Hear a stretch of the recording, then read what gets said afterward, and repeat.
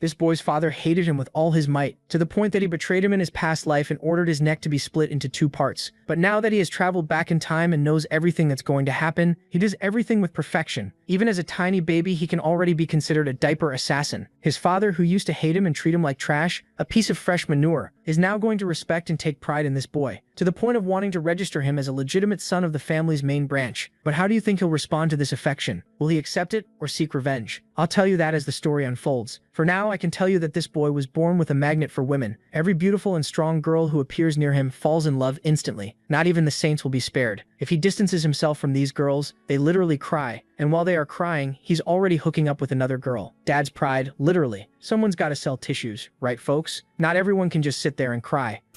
I'd venture to say this manhwa is a masterpiece. It's got revenge, it's got that father pride that makes us want to kill him. The story actually makes sense, there are plenty of epic scenes, and it also has that silly little romance. You'll find yourself constantly rooting for him to end up with a certain girl, only to be frustrated in the end. When the time comes, let me know if you got frustrated too, okay? Good night, girl. I'll see you tomorrow. This is Victor van Baskerville, the Hound of the Baskerville family. He dedicated his entire life to the family but was accused of associating with demons, and so his life ended at the hands of his dear father. In his final seconds, he thought that if he were born again, he would go after the rabbit and eliminate his prey, but he would never live as a hound again. Suddenly, his vision shifts. He has been reborn. And he was reborn alongside several noisy children. They were all now at the grand estate of the Baskerville family. The children wouldn't stop crying. Hugo Le Baskerville says all these rats are annoying. While walking, he thinks that there isn't a single special child this time around, but suddenly something catches his eye. The little piece of trash in front of him was quiet, so he ordered them to take that child to the Cradle of Swords. Victor knew that man was the one who caused his death. He was the patriarch of the Baskerville family, but now he appeared in his younger form. That meant Victor had returned to when he was a baby. Victor was born as an illegitimate son and received mediocre training. It's like Jon Snow. Here, a hound only needed to be devoted to the mission, be it assassination, intelligence, ambush, or threats. A hound needs to handle the dirty work. And that's how the Baskervilles became the greatest of the 7 families. The reason he stayed loyal before was that he wanted recognition from the family and from Hugo. 10 years after the portals to the demonic realm opened and humans won the war, the reward for the hounds who were loyal was execution. Of course, this time he'll do things differently. He wants revenge, but in this baby body, it's impossible. However, he knows the Cradle of Swords is the perfect opportunity for him to get strong. The Cradle of Swords is where the Baskerville family performs a judgment. Children are thrown into a labyrinth of swords. On the other side, they enter the river Styx, which is blessed. The longer they stay and the stronger they become. But there's a limit to how many children can receive the effect. In short, to reach the river Styx, you must first cross the sword labyrinth at maximum speed. Everything seems normal in this family. Nowadays, if you tell an 8-year-old to do the dishes, the police are probably showing up at your door. Victor was already there in the labyrinth. In his past life, he was pushed out by his brothers and didn't receive the effects. But this time, he has a target in mind, so things will be different. Throwing himself into the river, he thinks about monopolizing the water for as long as possible. It's looking like the fight over the Strait of Hormuz. The boy sinks like a nail. The water enters his body and bones through the cuts. Now he needs to endure as much as he can, even if it's painful. All the patriarch's vassals start saying he should come out, but Hugo just laughs at the situation. He asks John Barrymore, the family butler, how long the boy has been in there. The answer is 7 minutes. The patriarch, still laughing, says that 7 minutes is a lot, and that he'll probably die in there. Son, you may come out now, he says. The boy heard Hugo's voice, but he's not giving up yet. He needs to absorb as much as possible until the very end, but I think he absorbed too much, to the point of swallowing the water. He thinks he must stay firm, but maybe it's too late. Suddenly someone pulls him out by the leg. It was Hugo, laughing at the situation, saying the boy wanted more than he could handle, and even drank the river water. He stayed in there so long that even his teeth grew. Impressed, Hugo asks what the child's name is, and the butler replies it is Victor van Baskerville. Hugo is very happy and proud. A very greedy son was born into his family. On the other hand, Victor only thought that Hugo should enjoy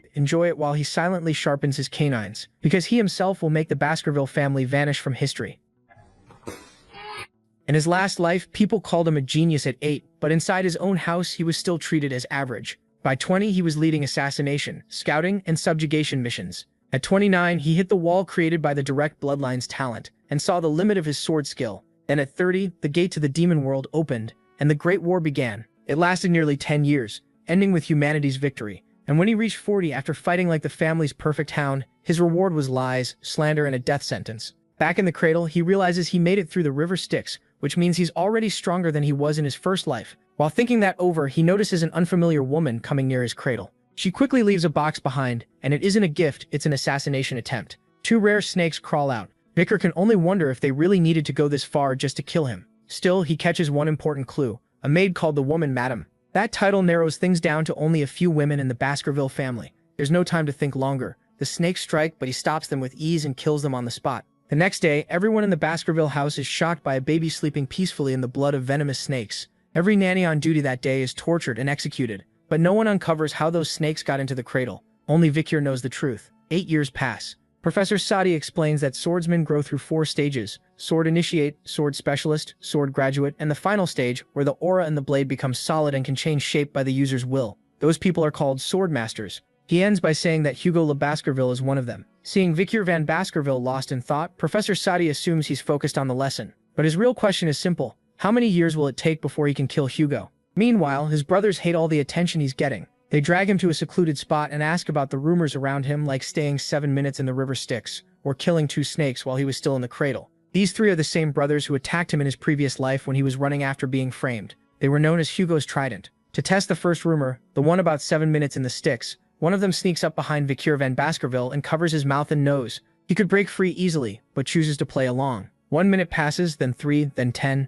Vikir van Baskerville endures it all without panic. Realizing they may have gone too far, the brother finally lets go, but before he can pull away, the protagonist rips off one of his fingers. The brothers shout that they'll go to a priest and have it reattached later. MC stops them with one cold question: who said they were allowed to leave? Enraged, one brother rushes him and tries to stab him. Proving the second rumor true, the blade can't even pierce his skin. Now it's Vikir's turn. The brothers yell that they're older, so he should show respect, but in Baskerville, age means nothing next to strength and talent. One brother finally understands the rumors were real, right before Vikir van Baskerville punches him in the face. The next one tries to fight back and drops just as fast. One of them says they shouldn't fear him. They'll be healed soon anyway. But the protagonist has no plan to let them walk out so easily. He bends down, picks up the knife they brought, and calmly tells them that, since he's feeling generous, he'll allow one of them to leave. Which one survives is up to them. He tosses the knife over, warning that he won't wait long. At least one of the 3 has to live. With that, Vikir van Baskerville creates exactly what he wanted: the fall of the future Baskerville Trident. Elsewhere, the Baskerville butler, John Barrymore, reports to Hugo that the Morgue clan clashed with them again at the Ruby Mine and is now claiming that land is theirs. Hugo answers that he'll deal with it soon enough, since the Morgue clan will be visiting before long.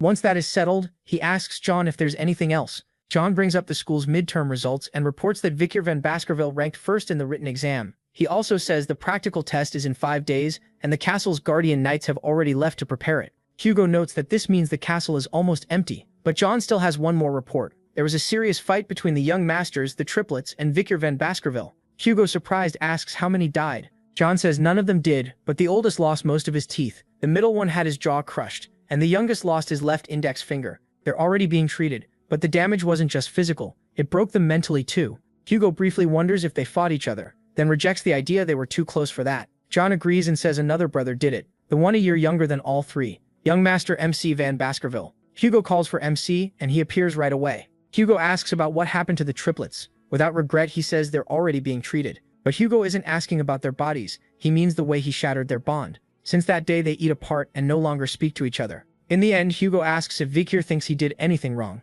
The protagonist says he didn't, he was stronger than they were. Hearing that, Hugo asks if he feels no guilt at all, and MC answers that the triplets approached him first, and he generously forgave them. He knows this well, he has no reason to apologize for what he did, and he throws back the same words Hugo once used on him in the past. He answers with Hugo's own old words: forgiveness is just something weak people use when they can't get revenge. That impresses Hugo because to him, power is justice, and if power is justice, then weakness is a sin. With that, he calls for the butler. Hugo tells him to take the protagonist to the food storage and give him whatever he wants. He also wishes him luck on the practical exam and warns him not to lose to anyone from the main family. The protagonist agrees, annoyed, and leaves. At the warehouse, he asks for chocolate. More exactly, cocoa beans. Not finished chocolate, but the raw beans. Even the butler figures he wants them because one bean can make 100 liters of chocolate, but MC doesn't want them as food. Their real use will show up soon. 5 days later, during the practical exam, the Baskervilles face an incident no one expected. Around the world, their family is known as the Berserker clan because even their children go through brutal training almost from the moment they can walk.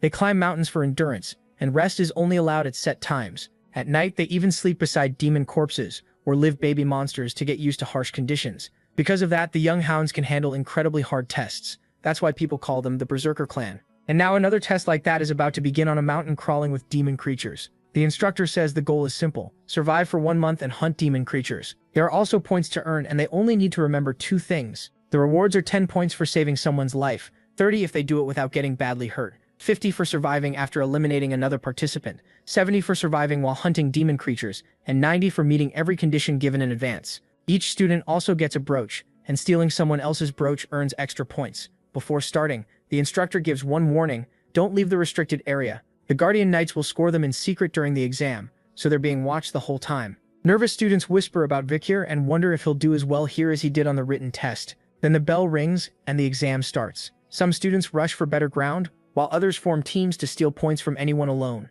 Even the triplets, still at odds, stay together. After the students leave, the instructor thinks about the test. It doesn't tell them to kill each other, but it doesn't ban it either. And since there's no penalty for certain deaths, everyone ends up trying to kill everyone else. The Guardian Knights, watching from the shadows, will only make sure the deaths stay to a minimum. One of those knights keeps his eyes on Vikir. Then he notices him heading into an unexplored area. Like everyone else, he wants to see what the protagonist can really do. But when MC gets there, he just says he can finally enjoy his vacation. The knight is stunned. While the others are fighting, Vikir is just relaxing. Thinking the boy only wants to hide, the knight leaves, disappointed. But that was exactly what he wanted. He knew someone was watching him. Using the cocoa beans to hide the smell of roasting meat, he finishes his setup. Now the hunt can begin. A few days later, he leaves camp and enters the unexplored zone. For him, though, this place isn't unfamiliar. In his past life, he'd been in places like this many times, and better than anyone, he knows this is Hellhound territory. Back then, he only fought one when he was 18, so for his current 8-year-old body, it should be far too much. Still, he knows a way even a child can kill a Hellhound, by using its weaknesses. Weakness 1. A Hellhound can only move well in a straight line, and struggles with curved movement. Weakness 2. Water. For some reason, demon creatures can't cross water, even in small amounts. That forces a Hellhound to slow down, come closer, and expose its fatal weak point, its open mouth while charging. So Vikir uses the chocolate beans. One bean can create 100 liters of chocolate, and chocolate is poison to dog-type monsters. Smirking, he says a Hellhound can't even beat plain chocolate. Then he kills it. By hunting demon creatures, his body gains karma or experience, making him stronger. When he swings his sword now, it already feels lighter. At this rate, he may recover his old strength before he even becomes an adult. After that win, he can only wonder how Hugo will react when he learns Vikir killed a demon creature ranked B+ in danger. But while he's thinking, more enemies appear, more Hellhounds. After cutting off the first one's head, he gets ready to fight again. Then the dogs suddenly hesitate. They look afraid, which makes no sense. These monsters would rather die than bow to prey. Then a far worse enemy appears, a Cerberus, ranked A+ in danger. But Vikir quickly spots something odd. It's injured and covered in arrows. After a moment, he figures the barbarian tribe from the other side of the mountain must have done it. To Vikir, this is a huge chance, even if he has to show every card he's been hiding. Until now, he's kept his true skill hidden from the Baskervilles. His swordsmanship is already at master level. Right now, he has strength the other students won't reach until they're adults. Trusting that power, he charges the Cerberus and attacks with precise, expert skill. Since it's wounded, he's sure he can kill it. Vikir believes his weapon is enough to hurt the Cerberus, but for one careless moment, he leaves an opening, and the Cerberus strikes with its claws, shattering his sword and smashing into him. The blow sends him flying into a tree and knocks him out. His arm screams in pain, but thanks to the river Styx, it stays in place. If it had been anyone else, even weakened, the Cerberus would have done far worse damage. Now he understands better than ever how dangerous this is. Another hit might kill him, so the best choice is the 36th stratagem: run. So that's exactly what he does. If the Cerberus weren't injured, it would have caught and torn him apart. Vikir runs with everything he has. He can still make it if he reaches the place he prepared. If the monster catches him first, he's dead.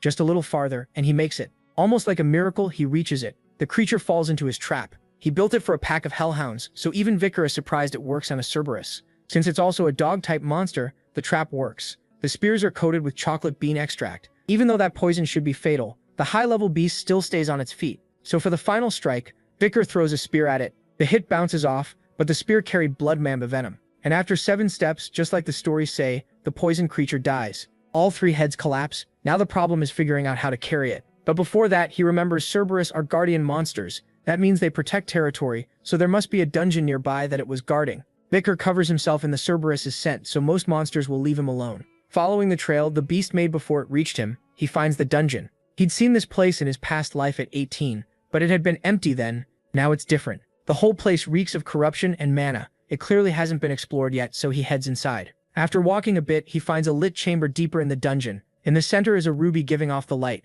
Nearby lies a human skull, and at its feet is a note. The writer says his real name no longer matters, and calls himself Cain. The letter is meant to warn whoever comes next. According to his family's legends, this was an ancestral dungeon, and his younger brother Abel chose to enter it. Together, they cleared countless trials, killed thousands of monsters, and finally reached this stone chamber, where they found one last puzzle. That puzzle trapped them there for 3 full years. Reading that, Vicar can only think how badly they must have wanted the dungeon's treasure. And the final riddle was this. What entered was 1, but inside became 2. Only 1 may leave. That was carved on the stone. As he keeps reading, he learns that he and Abel spent a long time on that grim puzzle and came to one conclusion. They were twins, and in their mother's womb they had once been 1. After birth, they became 2. So to leave the dungeon with what they wanted, they had to become 1 again. In the end, after a long fight, he killed Abel. Then only Cain remained in the stone chamber. But nothing changed. To him they had become 1, yet he gained nothing. Despair took over. He had murdered his own younger brother. After endless regret, he finally decided to leave this place. His message to any descendant brave enough to come here is only one thing: leave immediately. When Vicar finishes reading, he realizes something is wrong. He entered the dungeon alone, and he isn't a twin. So Cain and Abel solved the riddle the wrong way. Thinking it over, the protagonist sees the real answer. Their conflict kept them from understanding it. But to MC, the truth is obvious. The answer to the riddle is the dungeon itself. He entered as 1 with the dark, but the ruby's light split him into 2. If darkness makes him 1 again, then the answer was his shadow. That's why the brothers ended up killing each other. The relic from the demon cave could only be drawn by someone from the Baskerville bloodline. Reading that, he remembers seeing this sword in an old myth book back in his past life. It was Beelzebub, the gluttony fly. The old legend spoke of demons that once invaded the continent. 7 disasters called the demonic constellations. To stop them, the heads of the 7 great clans had to fight back. The enemy faced by the Baskerville leader was Beelzebub, the gluttony fly. After it was defeated, its remains were sealed inside Baskerville land. In the present, nobody believed that story, but it was real, and in the future this sword would end up in demon hands,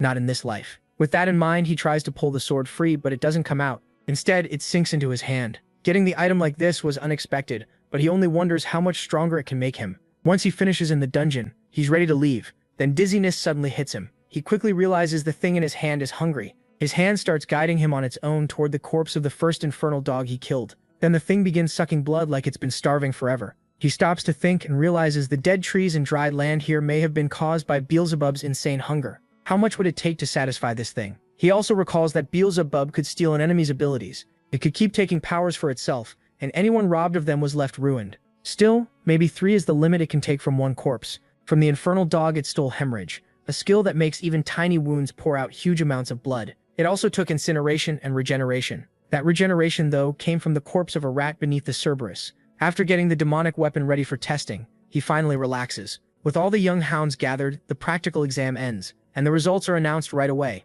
The monster corpses were turned into things like necklaces, shields, and swords. Then they were handed back to the students, and one corpse in particular drew attention. The one Vicar brought after wandering into an unexplored area and killing a Cerberus by accident. Hugo can barely believe it. A Cerberus is a demonic beast even Guardian Knights struggle to handle. People also say it had been injured and poisoned. When he is asked about it, he only says he's tired and heads back to the dorm. That just makes Hugo admire how sharp he is. To Hugo, knowledge is power, and power decides a person's worth. The butler is shocked too, but for another reason. He thinks the boy's talent came from the Van side, not the Law or Lemmy side. He assumes Hugo is surprised for the same reason, but Hugo says no. He's not like the other patriarchs and doesn't care about bloodlines. What matters to him is talent and will. It doesn't matter if someone was born to a noble woman or an impure one. Then the butler reveals something we hadn't known before, adding that weak people can come from fine blood too. Hearing that, he wonders if Hugo means the second son he's training in secret. After that, the talk ends and Hugo calls for Vicar. Once he arrives, Hugo asks right away how he killed the Cerberus.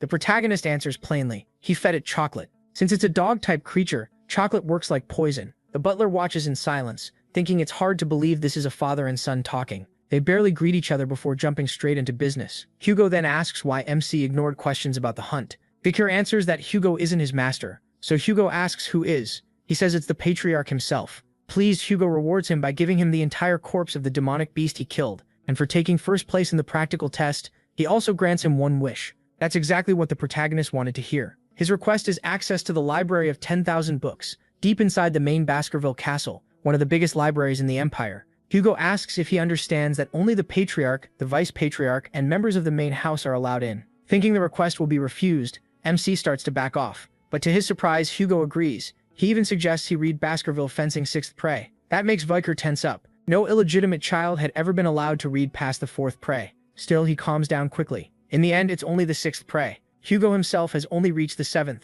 while in his past life, the protagonist made it to the 9th. Even so, he can never forget the contempt he suffered for being illegitimate. This time he will surpass Hugo. What he truly wants is the sword scripture holding the Baskervilles' real pure core. That text was only found later in his previous life, and it had been written by the first Baskerville patriarch, the man who killed the 7 calamities. And this time, Hugo Le Baskerville will place it in his hands. With their talk over, Hugo wishes him luck. Bakir thanks him and leaves. Not long after, he heads for the library. When he arrives, he's stunned. It's his first time seeing it with his own eyes. This place holds all kinds of sword manuals he once dreamed of learning. In the Baskerville clan, no matter how much mana you have, an illegitimate child can't study past alluring prey. That rule exists to keep the hunting dogs from turning their claws on the direct heirs who will one day be their masters. When he finds the 6th prey manual, he still can't believe Hugo told him to read it. Maybe Hugo thinks he can't memorize much in one day. In his past life, Bakir obsessed over the theory behind the 1st through 4th techniques. He studied so hard he could even guess parts of the 5th, though he never truly learned it. But now he wants something far beyond that.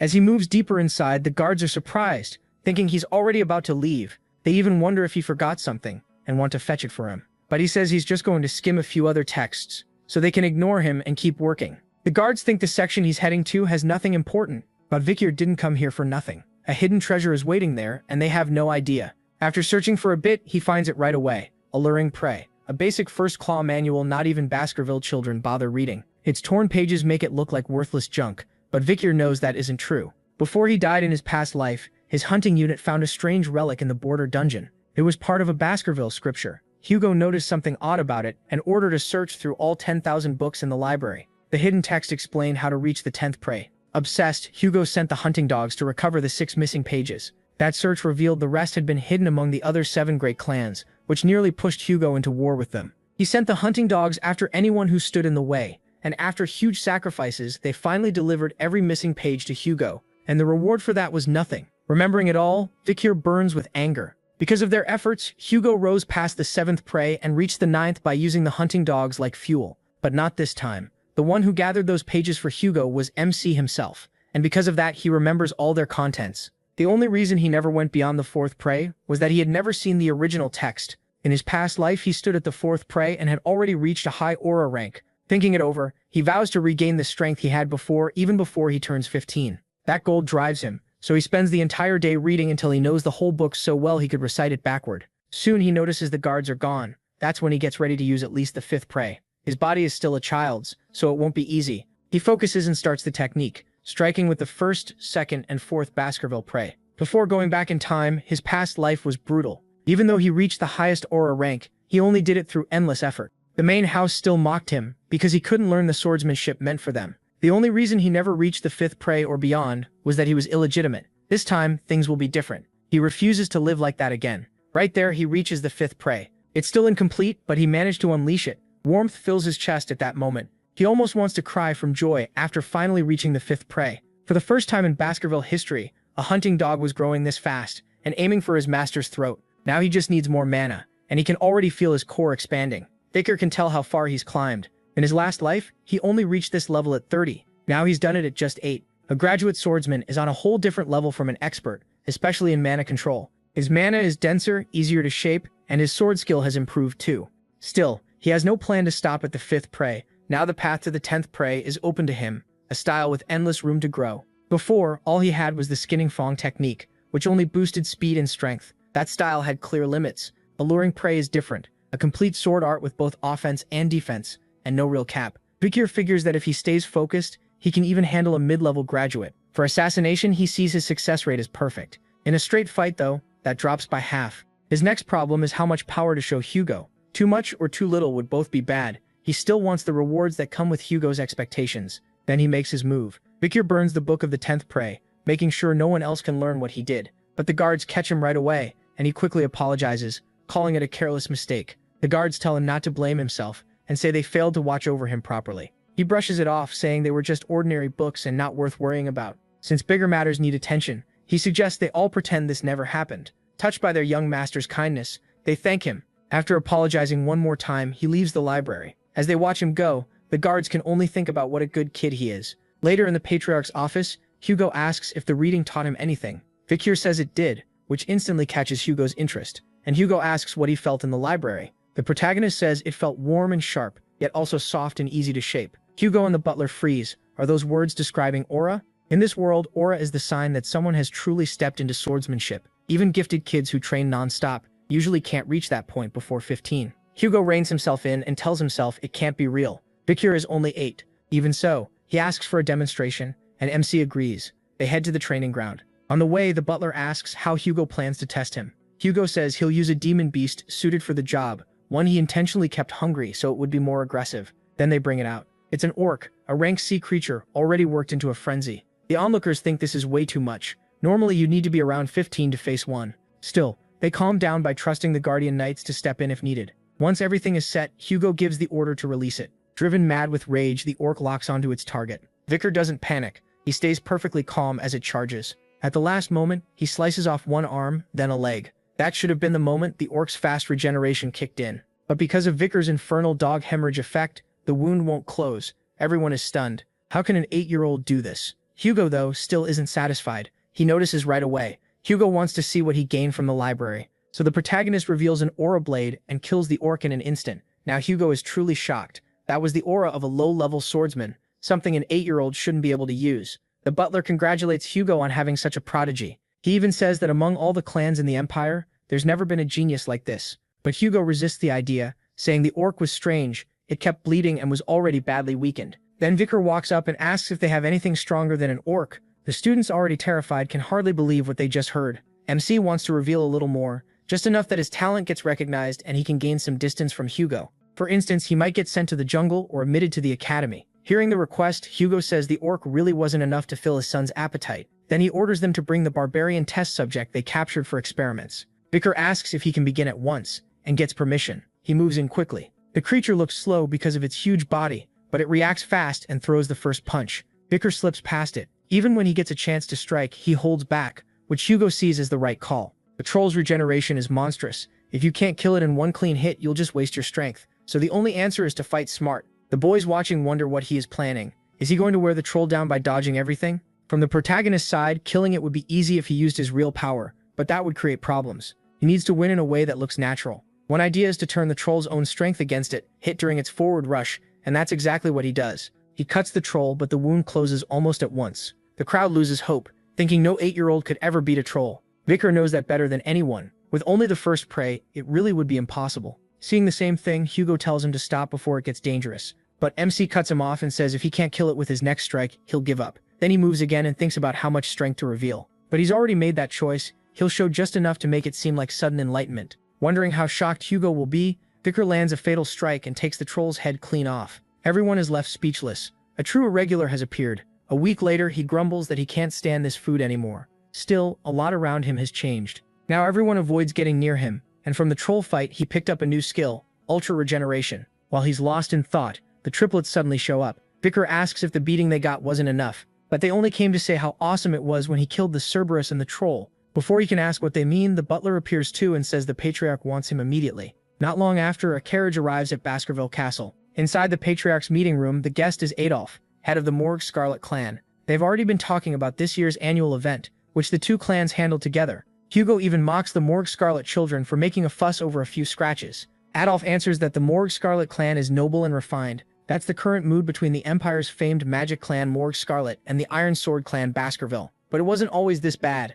2 generations earlier, the Emperor declared that sword and magic should support each other. After that, the two clans started joint training for children from 8 to 15. The trouble began later over ruby mines found in their lands, and the relationship between the family heads slowly twisted. Even so, the Emperor ordered the joint training to continue.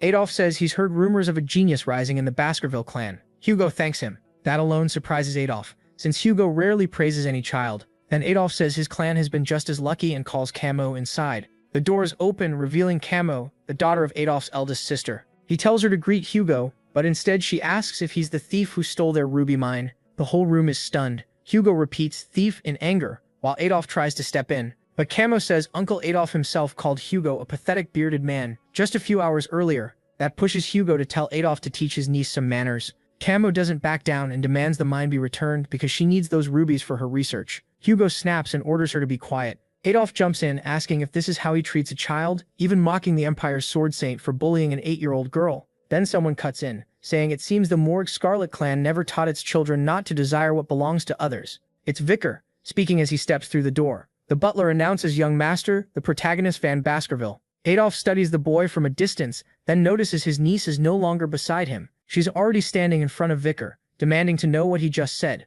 MC recognizes her at once. This is the Steel-Blood Empress of the Morgue Scarlet clan, the only archmage from that proud family ever called a genius among geniuses. In his past life, she made history by impaling enemies and turning them into a border wall, and now she keeps arguing that the ruby mine belongs to Morgue Scarlet. His first reply is that she must have worked really hard to come all this way just to throw a fit. Both clan heads are impressed by that answer. Camo bristles and asks if he really called it a tantrum. Vicar tells her yes, that's exactly what it is. Magic gathers in her hands as she declares she'll show him why the ruby mine belongs to Morgue Scarlet. The protagonist doesn't even flinch. A little later, a small city takes shape. Everyone is surprised, and Camo proudly says even someone as clueless as him should understand now. Vicar had expected an attack, but all she did was use magic to make a model of the city. She explains the border mine is where the best rubies come from. The issue is simple. The entrance sits in Morgue Scarlet land, but the tunnels below run into Baskerville territory. So in her view, since they can enter it, the cave should be theirs. She adds that Baskerville keeps yelling about trespassing and won't even agree to lease the area. That makes Adolf praise his niece for being clever. Vicar says ruby ore is mainly a magic material, and the Baskervilles don't really need it. Then he adds that she's only this desperate because no one on their side is dumb enough to rent out land for pocket change. She snaps that he just admitted the rubies mean nothing to them, and he confirms it. What they care about is their border, so they're sending her back. As far as he's concerned, the only trespassers here are Morgue Scarlet. That sends her into another angry explanation. She starts pointing around, saying this side is theirs and that side is hers. Then she steps over the wall and asks whose arm is this now. Vicar asks if she really wants that answer after crossing into Baskerville land, then grabs her arm. With a grin, he says it's his now. She freezes, blushes, and struggles while asking why she belongs to him now. After calling him an idiot, she gets cut off when he asks who said she did. Then he pulls the knife at his waist. Even Adolf and the butler are surprised as Vicar calmly says he only meant her arm. Camus instantly locks up. Even Hugo is startled by how far MC is taking this. He isn't bluffing at all. Realizing that, Camus starts screaming for her uncle. Adolf angrily orders Vicar to back away from his niece.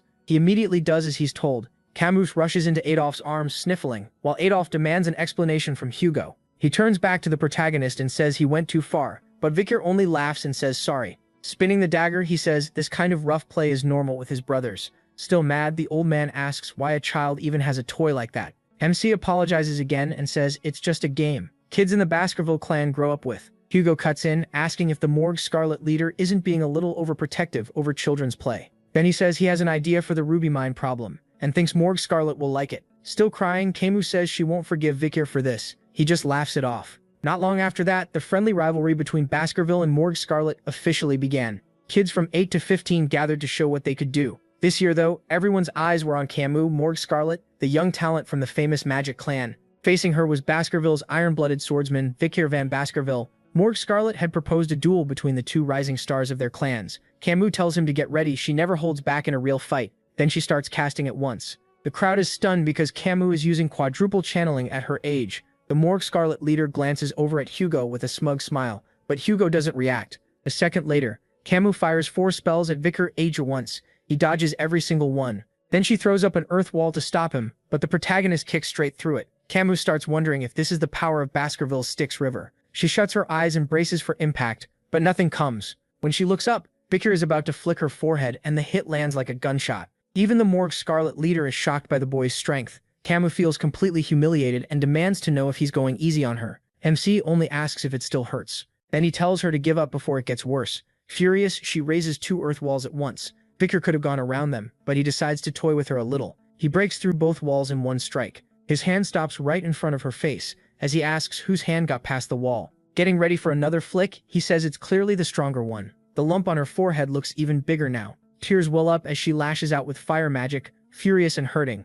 Vicar knows he could end this any time, but he wants a way to settle it without really hurting her. Then he notices the boys behind him and gets an idea. One of them is a wizard, the other a swordsman, and they're competing to see whether the swordsman can cut through every spell. When Camus sees Vicar isn't even focused on her, she gets even angrier. At that moment, the wizard starts charging a much bigger spell, challenging the swordsman to cut that one too. For him, this is perfect. He points behind her and tells Camus to cast a barrier now. But it may already be too late. The Morgue Scarlet leader panics. The blast is huge. For a moment, no one can see the arena at all. Morgue Scarlet calls out for Camus. She's alive, but after blocking the spell with magic, her clothes are badly burned. Her biggest fear is that when the smoke clears, everyone will see her half naked. Right then, someone tosses clothing over her. It's Vicar, telling her to put it on. Through tears, she asks what he'll do without his shirt. He says that doesn't matter. Camus is totally flustered, wondering why he's suddenly being kind, until Vicar notices his arm is bleeding, likely from a shard of that old sword still holding aura. As the dust clears, people can finally see the two of them.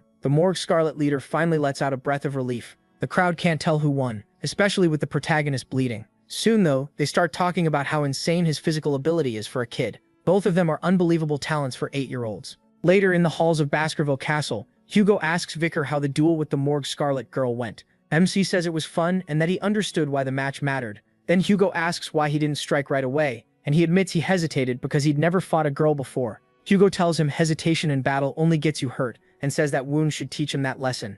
Vicar is surprised. Hugo sounds worried about him. In his past life, Hugo had always seemed cold and brutal, the kind of man people said was changed by losing his first wife and eldest son so horribly. As they walk, Hugo asks what he thinks should be done with the ruby mine. The protagonist says they should let Morgue Scarlet have it. Hugo asks why, and MC explains that Baskerville's job is to push borders outward, so it's smarter to let Morgue Scarlet develop the place and take the losses. Hugo is thrilled and says that's exactly right. Once Morgue Scarlet gets the mine, they'll station plenty of people there. Then Baskerville only has to stir up the demonic beasts and barbarians nearby, solving everything at once. With a dark smile, Hugo says the rubies will be even better bait than Morgue Scarlet blood. Then they'll regret ever stepping into that land. He even praises Vicar, saying the boy's idea matches 90% of his own plan. He only got it because Hugo made the same choice in his past life. He also says they should watch Morgue's movements, but Hugo says that's already handled. Then, around the corner, someone stops them. It's the head of Morgue Scarlet, asking for a word before they leave. Camus stands behind him, red-faced with embarrassment. Hugo asks what he wants, and the man says there's one important thing to discuss.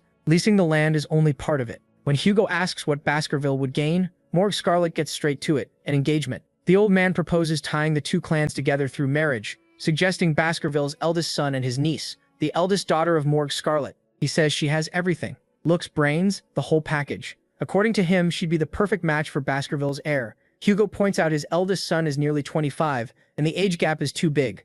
The old man says he doesn't care about that, but Kami cuts in. She declares she won't marry anyone weaker than her mother. The old man laughs and says if that's the standard, she'll stay single forever. Then Kami says the age gap also matters. She wants someone her age or even younger. Hugo starts getting annoyed and says this isn't a buffet. Kami fires back that she knows, but she won't just take whatever is handed to her. Then, red all over, she glances to the side, catching both Hugo and the Morgue Scarlet leader off guard. She's looking at Vicar van Baskerville. The old man instantly starts sweating, then quietly reminds her the protagonist isn't pure blood and is a bastard son. He even says a mixed-blood dragon is still just a mutt. That pushes Hugo close to fury. Was he actually starting to care about Vicar? He says the person involved should have a say too, then asks what his son thinks of the idea. Kami waits nervously, too embarrassed to look up. MC studies everyone for a moment, then gives an answer that shocks them all. No one can believe what they just heard. He says clearly that he'll only agree if his family orders him to. The old man is furious, thinking the protagonist is being disrespectful to the direct-line daughter of Morgue Scarlet. Kami meanwhile starts wondering if he truly doesn't like her, or if he's only pretending. Embarrassed, Kami stays quiet, but Hugo cuts in and says direct blood means nothing in Baskerville. He adds that even famous families can have weak children, while another branch can produce the better one. That makes Adolf think Vicar must be far more important than he first looked. So he steps closer and studies MC from top to bottom. He already knew exactly who Adolf Morgue Scarlet was. He was a Sixth Circle Master, one of the strongest figures in the elite magic clan, Morgue Scarlet. Adolf says raw talent alone is nowhere near enough to become Kami's husband. Resting a hand on Vicar's shoulder, he adds that this marriage idea came from the clan, not from him. He even says not even Baskerville's legitimate sons would be worthy of Kami. Adolf tries to force the protagonist down with pressure on his shoulder, but the boy doesn't budge or react. When Adolf demands an answer, MC calmly says he stopped listening the moment Adolf claimed he wasn't speaking to him. Kami is stunned by how boldly he talks to her uncle, while Hugo just laughs. Adolf bursts out laughing too, then asks to speak with the boy more seriously at the training ground. Hugo teases him, was the Empire's great mage really going to question an 8-year-old? Adolf says this isn't a clan matter, just a request from an uncle. Kami herself doesn't seem to want that, but Adolf is already irritated and tells her to stay quiet. He presses the request again and Hugo finally gives in. If Adolf wants it that badly, then fine. They head to the training ground outside. Only Hugo and Kami stay to watch. Adolf says he wants to see what Vicar can really do, so he tells him to show everything he's got. He agrees. Still, he thinks Adolf might pass out if he actually showed everything. Then Adolf casts a spell and says he'll make things fair. He starts shaping something with magic. Kami is shocked. Her uncle is blending fire, earth, and water perfectly. The spell forms a jar filled with water. Adolf places it on his head and says if Vicar can spill even one drop, he wins. The protagonist knows Adolf is a monster. He couldn't even scratch in his past life. But now this is the perfect chance to test his new strength, and he's sure Hugo allowed it for the same reason. When Adolf tells him to come, MC decides not to reveal too much, just enough to satisfy Hugo. From the side, Camu warns that charging her uncle head-on is a bad idea. Then Victor pauses. He's impressed. Adolf has raised a barrier he can't get through,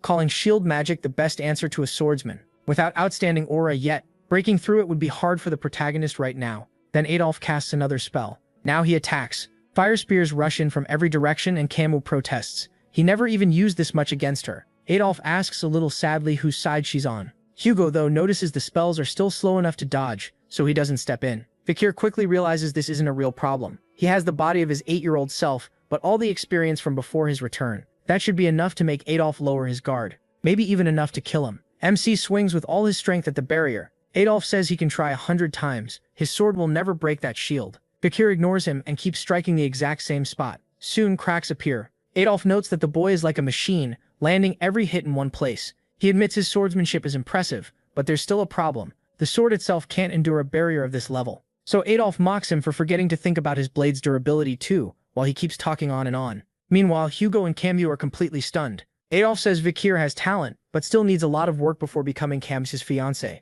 Then he feels something drip onto his forehead. A shard from the protagonist's broken sword has pierced the jar and water starts pouring out. MC says that should be enough, then asks if Adolf wants him to spill even more. At that moment, Camus looks completely taken. She's already thinking this means they should get married. Hugo starts laughing, sure that result was no accident. Vikir van Baskerville, the son from a lesser branch, might be turning into a hunting dog far sharper and stronger than Hugo expected. 7 years pass. At the Baskerville training ground, a raging monster is set against the children. They rush in together to face it head-on. Bringing it down is no easy task. Several of them get thrown back hard. Their instructor, the family's guide dog, tells them they have to decide fast, even if that means retreating. And they can't get greedy chasing a vital hit. The triplets attack at the same time, much stronger than before. They manage to deal real damage to the beast. It recovers, but the children keep working together. That makes the ending clear. They win, and the instructor applauds their effort. He announces that every young master has reached low-level expert swordsman rank and mastered the first grip of Baskerville fencing, bringing their 7 years of training to an end. Still, he warns them that the ox bear they fought wasn't anywhere near the strongest, and even he couldn't beat an old powerful one alone. He wants them to understand today's enemy was only a small taste. Death is always closer than it seems, so they must overcome it with the talent in their blood. With that, he ends his lessons and congratulates them on graduating. The children salute their teacher with respect. Later, they talk about which knight order they'll join. The Baskervilles have 7, covering roles like guarding, investigating, protecting, assassinating, suppressing, and direct combat. Then they suddenly notice someone heading off alone. They're talking about Vikir van Baskerville, the prodigy of this generation. He killed an ox bear even bigger than theirs by himself. He's also a high-level expert swordsman who reached the 3rd grip of Baskerville fencing. But in the protagonist's mind, all of this came slower than he wanted. His real level is already an intermediate-ranked graduated swordsman at the 5th grip, and it still took 7 full years. That's beyond where he was before regressing, at least in swordsmanship, but his growth still feels too slow. Then someone calls for him. It's the butler Barrymore, telling him the family head wants to see him. Barrymore adds with a smile that Vikir's place must have finally been decided. So the moment arrives. MC greets Hugo and says it's been a while, but quickly notices something off. He asks about the scar on Hugo's nose. Hugo explains he got it while fighting a barbarian tribe at Mount Rouge. A woman skilled with the bow landed the hit. Vikir asks if Hugo caught her. He says no, but he did leave the same kind of scar on that woman's face. Then Hugo changes the topic and congratulates him on finishing his training. The protagonist thanks him, but his mind goes back to the past. In his previous life, this was when he became an apprentice knight for the Pit Bulls and got sent to Mount Rouge for 21 brutal months of life and death battles. Back then, he was treated like a useless dog meant for the front lines. At 15, Baskerville children are split into elites and disposables. The disposables die on battlefields, while the elites learn politics and administration. The line between them is crossed with one thing: the 5th grip of Baskerville fencing. That's why, in his past life, he stayed stuck at the 4th grip. So Vikir thinks there's no way Hugo would let a bastard son like him join the elite track. But then Hugo surprises him. He says MC will handle management and law in Baskerville territory, keeping order and dealing with matters both large and small. He can hardly believe Hugo is placing a bastard son among the elites. Hugo says Vikir's achievements put him at least 10 years ahead of other geniuses, so he deserves proper treatment. His new post will be vice-consul of a city called Undergog. The protagonist says he'll accept his father's wish, but first reminds him of the reward promised after the match with Adolf Morg Scarlet, and asks to claim it now. He wants to borrow something, leaving the butler surprised. MC says Hugo can refuse if it's too troublesome, but Hugo stamps the paper and says it's no big deal. He'll trust his son not to do anything foolish. Vikir says he won't cause trouble. Still, he's not used to Hugo openly calling him his son or granting his request so easily. On the way back, the butler walks with him, then calls out to him again. He says the family head values him greatly. After all, Hugo didn't throw him straight into real war, he practically handed him the consul post in Underdog. Since the consul seat is still empty, it's clear Hugo thinks highly of him. Still, Vikir snaps back that he'll only deserve it if he can handle the job of vice consul.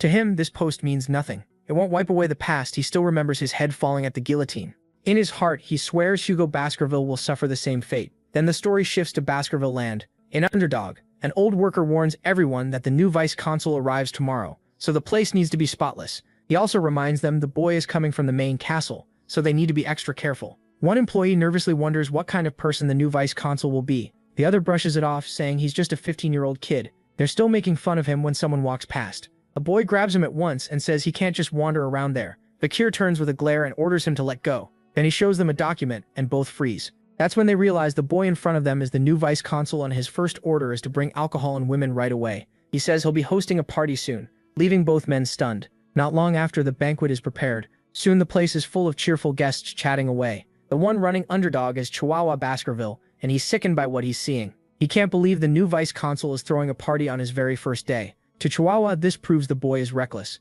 The city is already in trouble after the last consul took bribes, so he angrily says that if Vikir wants to ruin Underdog, then let him try. Right then, the protagonist appears behind him and coldly asks if he's the manager. Startled, Chihuahua quickly introduces himself. The first thing MC notices is that Chihuahua has no middle name, which tells him he isn't part of the clan by blood. He's just an employee, not family. And to Chihuahua's surprise, Vikir says he likes that. He explains that since Chihuahua was born and raised here, he should know this city better than anyone. So he says he won't meddle in his work and wants him to keep doing his job. At first, Chihuahua can't figure out what's going on. He even wonders if he's being mocked, but that makes no sense when this same boy is busy throwing a party. Vikir then says the federal laws are mostly fine, but the judicial system has some strange holes. That shocks Chihuahua. He's impressed the protagonist read and understood all that so fast. MC points out Underdog's real problem. Black market businesses are thriving, and money here stands above the law. That won't be fixed by shutting down a few operations. They need to take down the people at the top. He sums up the vice consul's job as making laws and enforcing them while still respecting the laws already in place.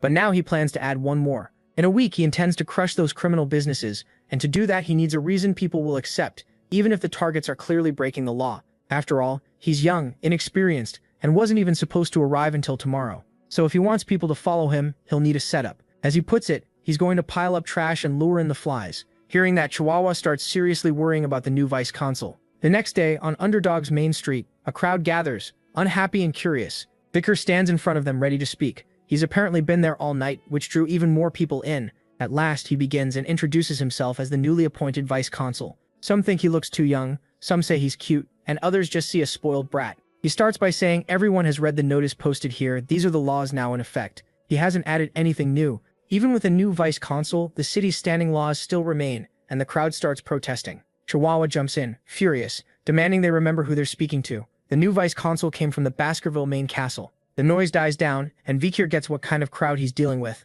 Then he picks up an iron rod. That alone puts everyone on edge. With one motion, he drives it deep into the ground, and the crowd panics. He planted it so easily that everyone is stunned. Then Vikir declares that by his authority as vice consul, he's creating a new law, a very special one. Article 1 of the protagonist's special law. Whoever pulls this out gets 100 million gold. Both the officials and the townspeople are left speechless. They can't believe he just offered 100 million for pulling out an iron stake. That's the law. Remove the rod, get the money. For a normal person, that's about 4 years of wages. No one can believe their ears. Vikir asks if nobody wants the reward. When no one answers, he raises it. Now the person who pulls it out will get 1 billion coins. This time people even laugh. One citizen tells him to stop fooling around. 1 billion isn't something you joke about. Chihuahua looks like he's about to lose his mind. When Vikir sees no one will step up, he does something that shocks everyone. He raises the prize again to 10 billion for whoever removes the rod. That's equal to about 400 years of pay for an average person. Vikir grows irritated when the crowd still stays silent. To them, the whole thing feels unreal.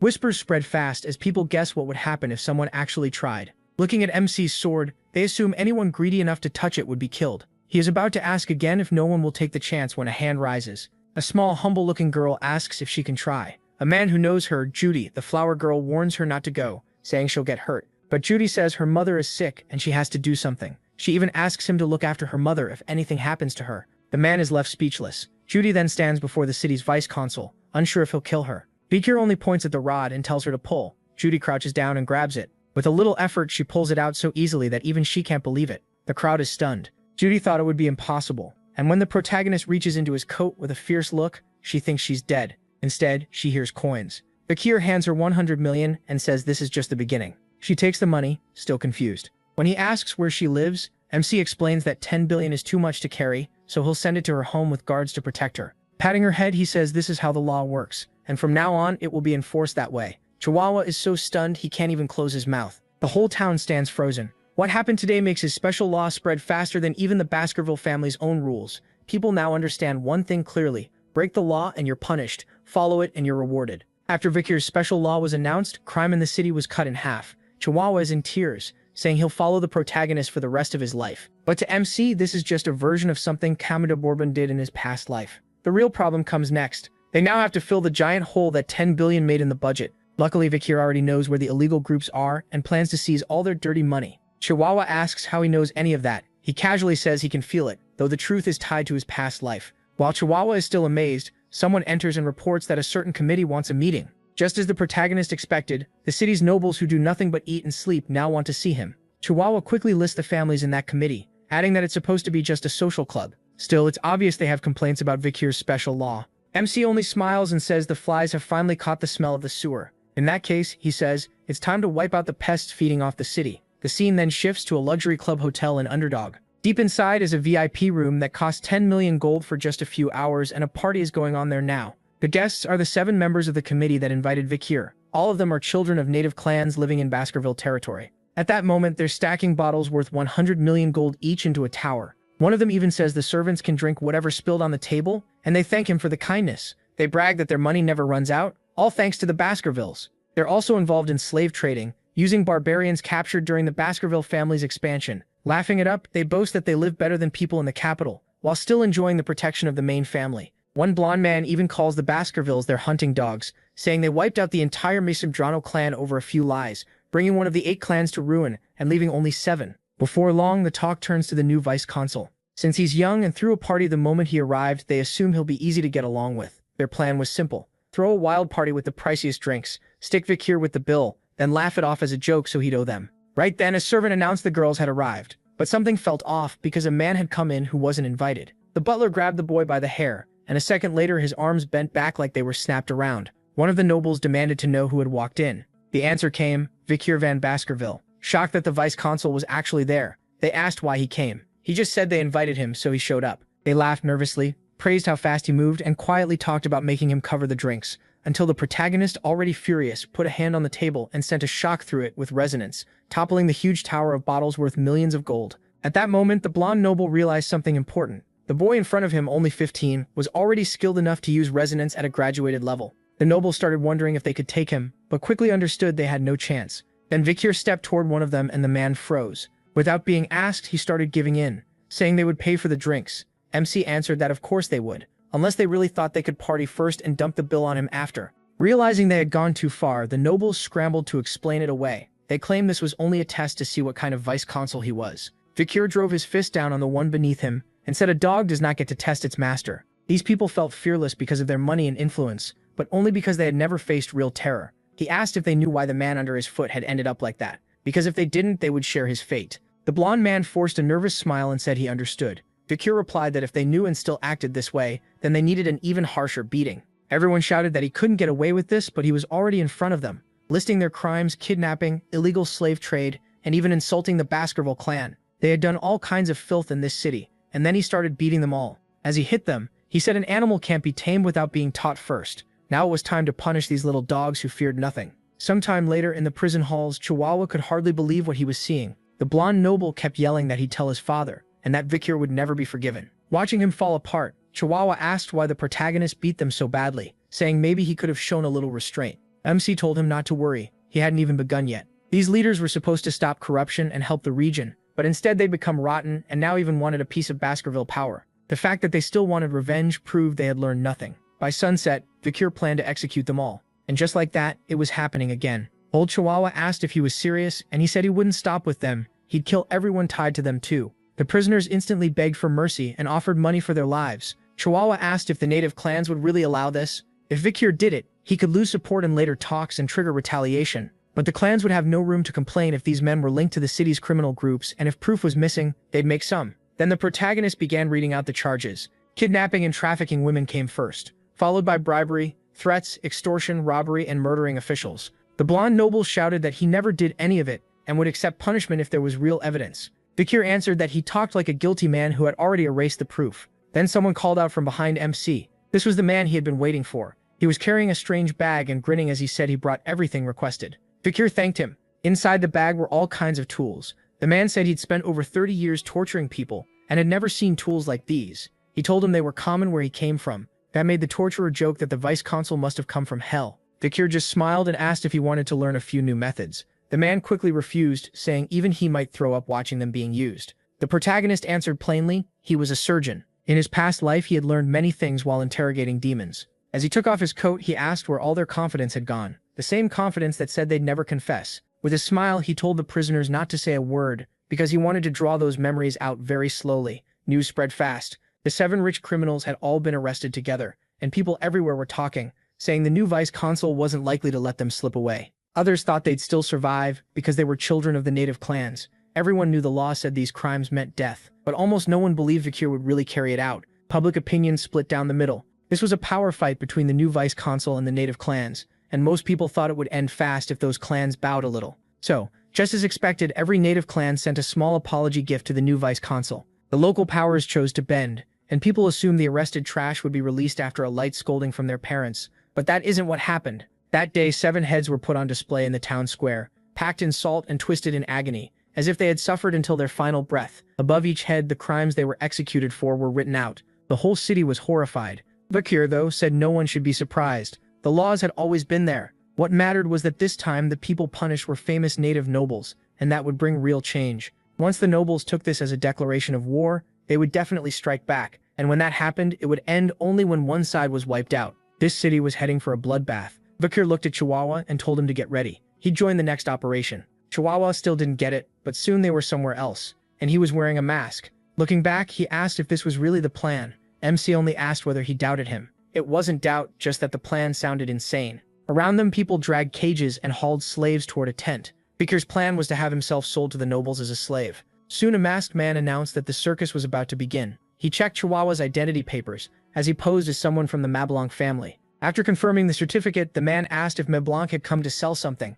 Then he looked over the merchandise and was instantly impressed. Mablanc had brought a black-haired, white-eyed slave who would surely sell for a huge price. Inside the circus, the auction started as the crowd buzzed about slaves and luxury goods. The presenter opened with a rare product caught in the wild, an A-rank demonic beast with 19 hearts called Mercy Lego. Saying every part of it could be used, he started the bidding at 100 million. The price quickly shot past 200 million and finally sold for 250 million. Then one slave went for 200 million, another for 100 million, until a vassal told the presenter what the next item was. He looked stunned and warned them not to blame him if it didn't sell. Then he announced a special slave brought straight from the jungle. She was from the Battle tribe in Rouge Mountain, a barbarian of the Balak tribe. He pitched her as a fun wild slave to break, but when no one cared, he opened at 5 million. No bids came, so he dropped it to 3 million, then even to 1 million while saying they'd take the risk. Still, nobody wanted her, so the masked man ordered her taken away. The slave fought back, but a brute knocked her out almost at once. Apologizing for the disturbance, the presenter promised to make it up to them with the finest item of the day.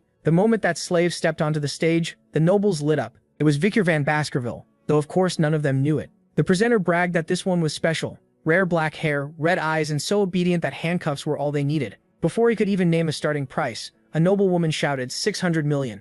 Another bidder cut in with 800 million, making her demand to know why he wanted a male slave. They started arguing over him until someone else raised it to 900 million. Then another bid came in at 6 billion for the boy. Even the presenter was stunned by that number. The crowd quickly realized the one offering that much was Baron Gambino from the Granary territory. Rumor said he had recently swallowed a pile of illegal funds and grown much more powerful. When his vassal asked if the price was too high, the Baron said he'd make it all back and more by reselling the boy in the capital. She says he's still worth a fortune, but they'd have to keep his body untouched. That made the Baron snap at her to shut up. Cindy Wendy had no choice but to stay quiet. The Baron took her in when she had nowhere to go. The presenter warns that if no one bids higher, the sale is over. Thinking he got a bargain, the Baron walks up to claim Vikir. He tells the boy he belongs to him now and says not to worry, they'll have plenty of fun soon. He just lifts his arms and the man asks if he wants the cuffs taken off. Instead, the protagonist says there's no need and snaps the handcuffs on his own. Then he steps forward and smashes the floor with one stomp. Furious, Bakir says if the Baron wants to play, they can start right now. Grabbing the man's bird, he says they'll play shield and spear. MC is the spear and the Baron is the shield. If the shield survives, the Baron wins. Panicking, the Baron orders Cindy Wendy to call the guards, but it's already too late. He's about to take a very long nap. When the fake hair comes off, the woman finally sees who he really is. The man before her is the city's vice-consul, Bakir von Baskerville. Chihuahua realizes his master is about to do something huge again. He says this place was called a circus for a reason. With a cruel grin, he warns that no one here will leave without getting hurt. The presenter instantly understands what's happening, so he orders every guard to kill the boy, even though he looks unarmed. 3 rush in at once, and Vikir pulls out his devouring sword. With one small motion, he cuts down everyone around him. Seeing the red aura around the protagonist, the masked presenter realizes he's a graduate and can't believe it. Vikir then goes after the biggest guard, the one holding an iron ball. The guard swings it at him, but a second later both man and weapon are split in two. The presenter can't understand how a Baskerville this young is already a graduate. Graduates are so powerful they can stand for entire nations.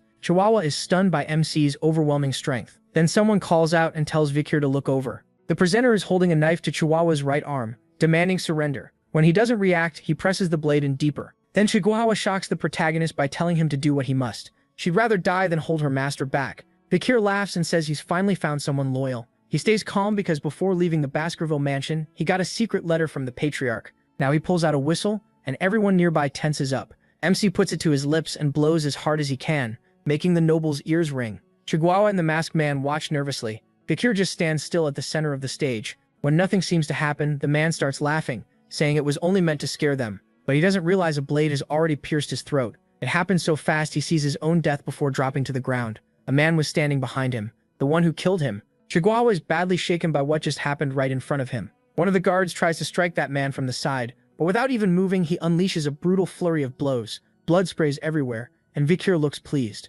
More men pour in, quickly filling the whole arena. Every one of them has murderous red eyes. The auction guards pray these aren't the men they think they are. Cindy Wendy knows exactly who they are, the cruelest knights in the Empire. They're expert killers, and rumor says all 100 of them are graduate level. These are the Baskerville pit bulls, men said to be able to wreck the whole continent if ordered. Cindy realizes that once these men entered this circus, nobody here had any real chance of getting out. She thinks she'll be the next one killed, but Vikir steps in and orders them not to execute her. The pit bull backs off and bows to his master. He orders them to bite and kill anyone who isn't lying down, and if anyone moves even a little, kill them too. That was the request Vikir made. He asked Hugo to lead the pit bulls. Now the cleanup begins. One noble sees a pit bull staring at him with killing intent and says they can just put him in cuffs. The knight calmly replies that they don't carry handcuffs. In the next second, he cripples the man. He says people marked for death won't need legs. Soon, a huge man walks up behind Vikir and calls him nephew. He asks what the protagonist thinks of his dogs, and the protagonist says he's satisfied.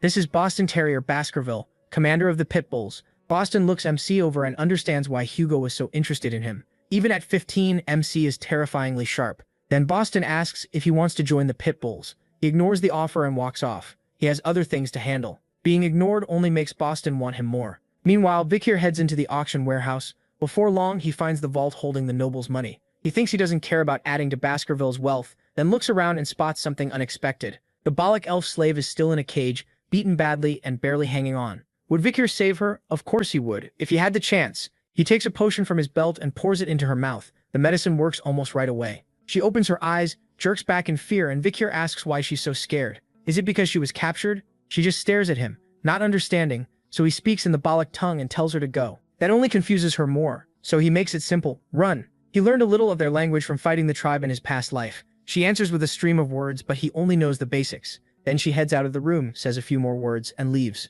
Vikir figures she was trying to thank him. After that, he finally goes for what he came here for. He wants Mercy Aligo's corpse, and he draws his legendary weapon, Beelzebub. Time to eat. By the next morning, rumors spread that the nobles and officials from the auction had been thrown in prison with body parts cut off. That same day, the city's great demonic group disappeared for good, and every VIP tied to that club was exposed. After the investigation, 7 noble families with accused relatives sent letters demanding justice from the consul. Vikir answered coldly. Illegal slave trading means death. He got testimony from all the executed prisoners, and it would soon reach the imperial family. Then the heads of those 7 families came to the consul and begged for mercy from the man who killed their relatives.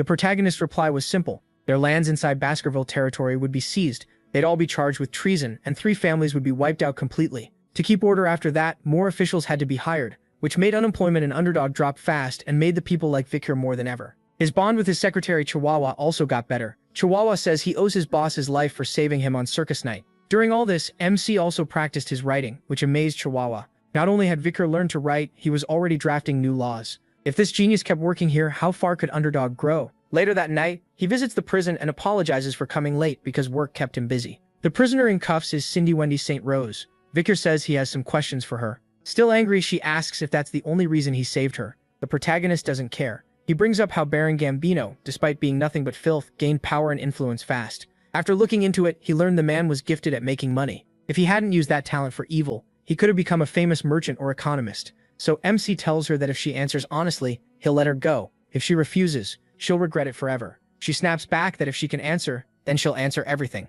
Fakir says that's perfect. His first question, does she think he applies the law fairly? She says he should ask a real law officer that. But knowing he won't keep his word unless she speaks plainly, she admits she thinks he's wrong. He smiles darkly, grabs her, and demands to know why. The look in his eyes is enough to scare her. Then he lets her go. Stepping back, he tells her to explain exactly what he's doing wrong. She says he built his image by crushing weak criminals through fear and surprise. In the long run, that will hurt him. And once the patriarch sees Victor has more influence in the city than he does, he won't be pleased. When the protagonist asks what he should do, Cindy Wendy says he should hand all authority back to the Baskervilles and give the patriarch full credit for what happened here. Until he's old enough, he should go to the Black Mountain Range or the Empire Academy. Either way, he needs to stay quiet and build his strength in secret. Then, when the time comes, he'll give the Baskerville patriarch exactly what he has coming. Right then, a heavy pressure filled the room. Victor says the way she talks makes it sound like she's telling a dog to bite its master's throat. The pressure coming off him turns crushing. Even so, she sticks to her answer and says that's the only way for a hunting dog like him to let out his anger. MC studies her, then breaks into a wide smile and says he likes what she said. That shocks her. He admits her advice is solid, and it matches what he was already thinking. So, just like he promised, she can go free. Stunned, she asks if he really means it, and he says he never breaks a promise. As she heads out, she says she hopes he never regrets this choice. Then he stops her and asks if she knows the Mesmenero family. It was the 8th house wiped out in Underdog, a rich merchant family. In the end, they met a terrible fate. It started when the youngest Mesmejuro showed off sword skills he'd learned at a birthday party. The Baskerville envoys were shocked by the boy's talent because the moves he used were secret techniques known only to the Baskervilles. Once word got out that a top military art had leaked, the Baskervilles sent out their hunting dogs. That very day, the whole Mesmejuro family was slaughtered. But the real cause was a group of young devils from 7 other families. They stole the sword book, the same one the young Mesmenero learned from. Acting clueless, she asks what this story about the 8th family has to do with her. Victor goes on, saying one person survived, a 1-year-old girl taken by those 7 nobles. Because she was so beautiful, she was put through every kind of cruel torture they could think of. Angry, Wendy says she won't listen to any more of this and turns to leave the room. But he says he's not done. Later, a new vice-consul came to the city and punished every criminal he could catch without mercy. By chance, those criminals were the same 7 idiots who ruined the Mesmenero family. That vice-consul tortured them hard, and as they slowly died, they spilled every sin they had committed. That's when one of them begged forgiveness for a deadly crime. Crying and furious, she asks if he really expects her to believe any of that. He tells her she's the last Mesmenaro, so she already knows her own past. She asks how she's supposed to trust him. How can she believe he really caught them all and made them beg? Victor grabs a torch to light the way and says she'll believe it once she sees it herself. She's left speechless by what she finds. The bodies are still there, and on the floor they'd written over and over that they were wrong and didn't want to die. Seeing that, she breaks down and throws up. Walking closer, the protagonist says those men paid for their crimes, but the Mesmenero family's revenge still isn't finished. Cindy Wendy Mesmenero should aim all her hatred at the Baskerville family. That revenge belongs to her. Confused, she points out that he's a Baskerville too, and asks why he's helping. He only says that's a stupid question. She doesn't get what he means, but says she'll repay him someday. She swears that no matter what path he takes, he'll never lack money as long as she's around. Victor likes that answer and says he'll remember it. The next morning, someone comes to the door. It's Chihuahua, saying the vice-consul sure likes to sleep because the sun is already up. But when he checks, the bed is covered in ketchup, and bodies are scattered around the room. MC wakes up like normal and says good morning to his secretary. He even jokes that he barely remembers what happened and might have killed them in his sleep. Chihuahua asks what kind of childhood he had. Victor says, a very violent one. Lately, things have gotten especially dangerous. He's taken 2 poison arrows, drank 4 poison drinks, and survived acid, fire shots, and a cart trying to crush him. Things are getting out of hand. Should Chihuahua be worried? He says he'll be fine. At the last legal auction, he got an A-rank vitality skill called Infernal Buffalo. That power, along with his trip into the Styx River, is why last night's assassins couldn't kill him. Chihuahua jokes if his shirt got washed in the Styx too. Vicar asks what that's supposed to mean. Even so, he's fed up with all this and plans to find the one behind it and kill them. Later, a carriage arrives with the Baskerville banner. Someone from his family had come to meet him. But the moment that person started stepping out, Chihuahua panicked and quickly bowed. The visitor was the protagonist's family butler. As they greeted each other, Chihuahua could barely hide his awe. This man was the current head of the Barrymore family, who had served as butlers to the Baskervilles for 4 generations. Seeing his idol in person left him amazed. Vicar asks why the butler came. The answer is simple. The patriarch recognized his achievements and ordered him brought back at once. Isn't pleased and figures Hugo must be happy about this. Now we're in Hugo's office. He's looking over reports showing that the people of Underdog now favor Vicar. He's also been named the most trusted by merchants and the most loved by farmers, children, and scholars, and also the person assassins most want dead. Hugo says this proves the Baskervilles aren't just smart people who are bad with swords. Then he praises his son's work. He thanks him, though he finds Hugo's smile strange. The patriarch says that if there are punishments, there must also be rewards. Then he asks how Vicar would feel about entering the academy this year. That catches the protagonist off guard, since it's exactly the reward he wanted. It's where the kingdom's elites gather, the top academy called Colosseum. Since most students are children of nobles and aristocrats, security is tight and it works like a boarding school. In other words, he'll have plenty of time to grow stronger away from Hugo. The patriarch says he'd like to send a few more people too, but no one comes to mind besides so he asks if there's anyone wants to bring. He says the siblings he's closest to are the triplets. Of course, he really wants to use them as punching bags. But Hugo refuses to send all 3 and asks if the protagonist still remembers the plan he made at 8 years old, the one about leaving the mine in the hands of the Morgs to get rid of the barbarian clan. Hugo happily says the plan worked. At first, the Morgs proposed a joint attack while keeping everything quiet. Then Hugo asks if Vicar wants to stop by that place and check for himself whether the plan is being followed exactly. Simply says he'll do as the patriarch commands. Soon they leave through Underdog's gates. Chihuahua says goodbye with clear sadness. He wishes them a safe trip and promises to handle things while the vice consul is gone. At last, it's time to leave the city. On the road to the next destination, Vicar tells them to show themselves. At once, several knights drop down from above. He apologizes for making them wait. He says he wanted to avoid a messy start. Staffordshire answers that it's fine and says they'll escort him to the Morgue Fortress. On the way, he asks about his uncle Boston Terrier, and learns the man was thrilled to bring him into the Pitbull Knights after what happened at the slave auction. Before long, they arrive in Morgue territory. Vicar already knows this isn't just an inspection, it's also a mission to crush the barbarians. From what they know, the Morgue clan has gathered 2 delegates, 30 clan members, and 100 outside wizards. Meanwhile, the Baskerville side sent only the protagonist, 1 delegate, and a few dozen regular soldiers. It looks like they want more information on the barbarian clan first. Soon, the Morgue Fortress comes into view, lined with stakes and hanging skulls. That was likely done by a wizard, probably a warning meant for the barbarians.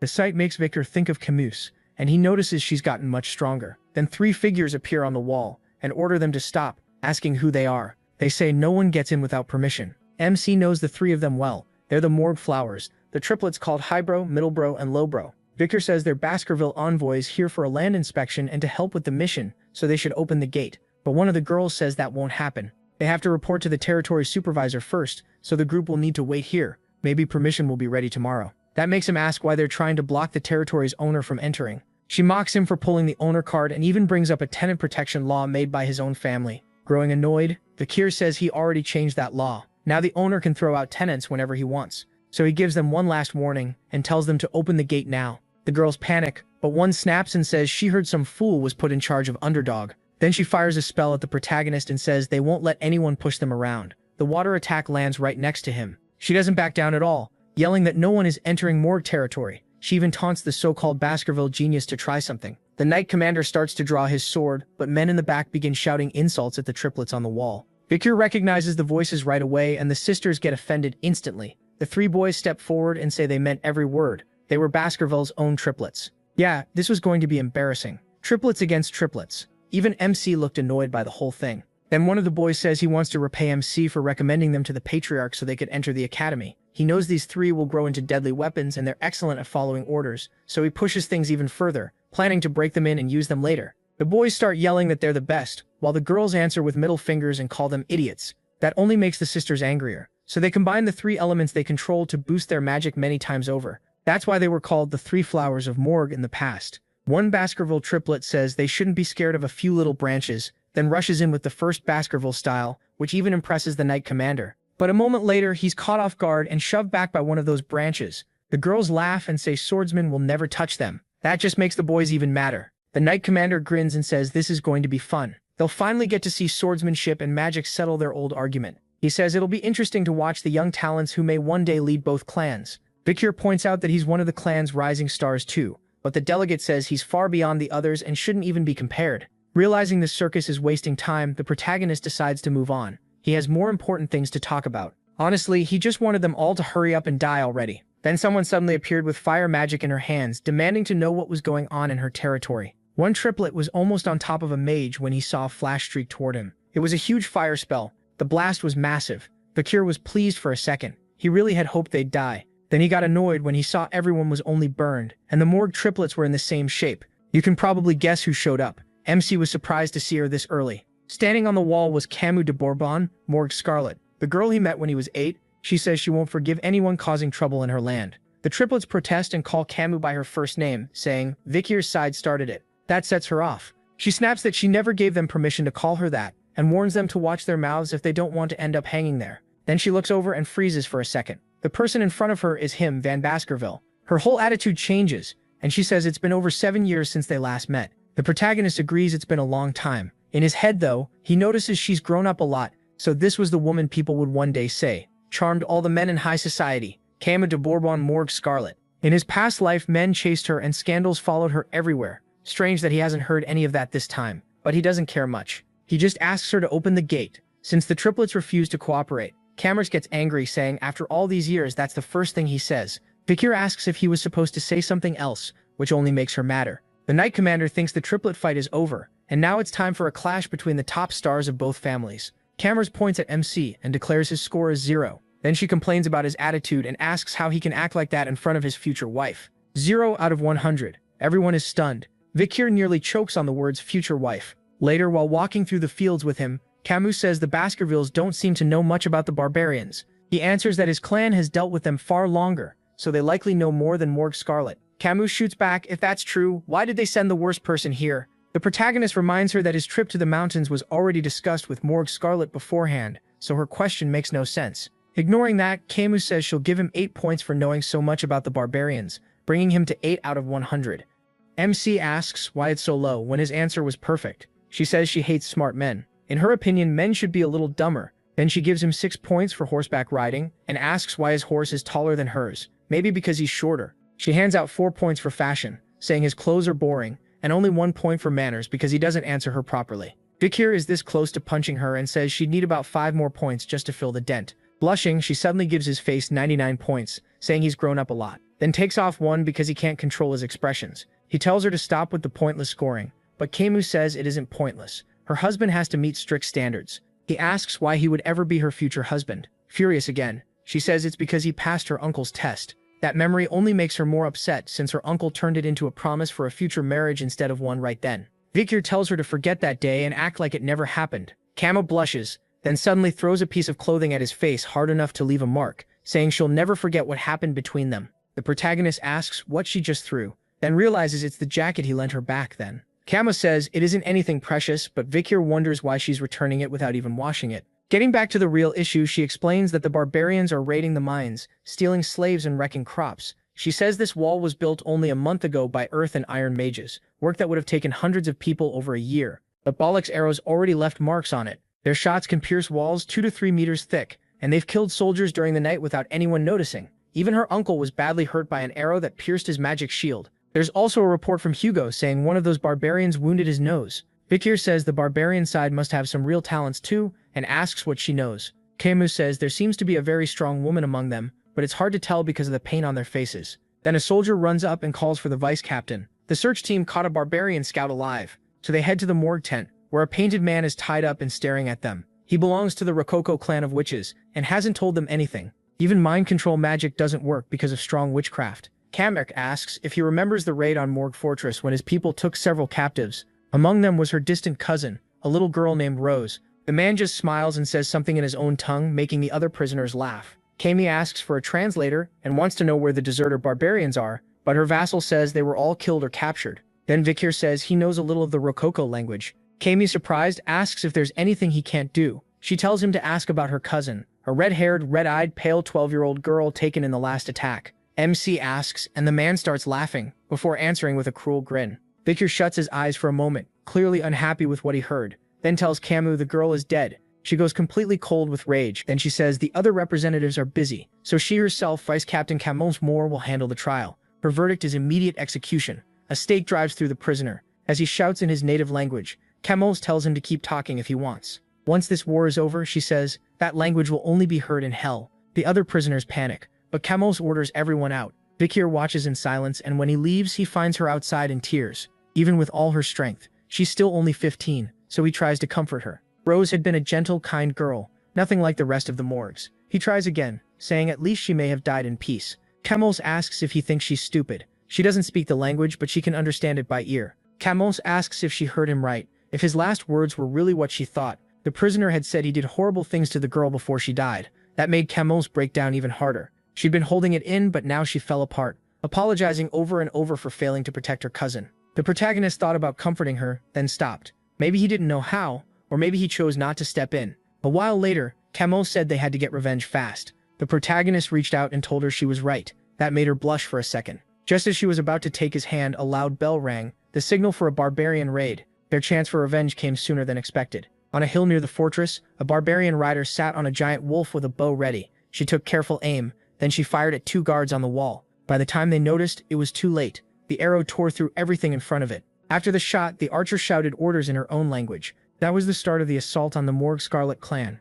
The attackers quickly seized several people. They rushed in on wolves at full speed. Victor wondered if he'd moved too far ahead on his own when a lasso flew at him. In an instant, the Baloch tribe had caught him. He barely reacted. The women were thrilled, saying they had finally found a man. Maybe this one would make a fine husband. From that, MC figured out the tribe kidnaps husbands and wives to breed stronger bloodlines. So with one motion, he sent the women flying. He added that he couldn't be their husband anyway. He was already promised to someone else. The tribe's men immediately raised their bows. Biker kept walking straight toward them. He remembered Hugo telling him not to fight until the main force arrived. But there was no time to wait. He batted aside the rain of arrows with ease. Even the Bullock were shocked. Then Camus arrived and blasted the area with a fireball, demanding to know why everyone was still standing around instead of killing them. The warriors screamed in agony. Camus showed no mercy. She wanted their whole clan wiped out. Then she glanced at Vikir and asked if he was using liquid aura. She'd thought he was just a graduate, but now he seemed like the only man worth respecting. He answered that the Patriarch ordered him not to fight unless the main force was present.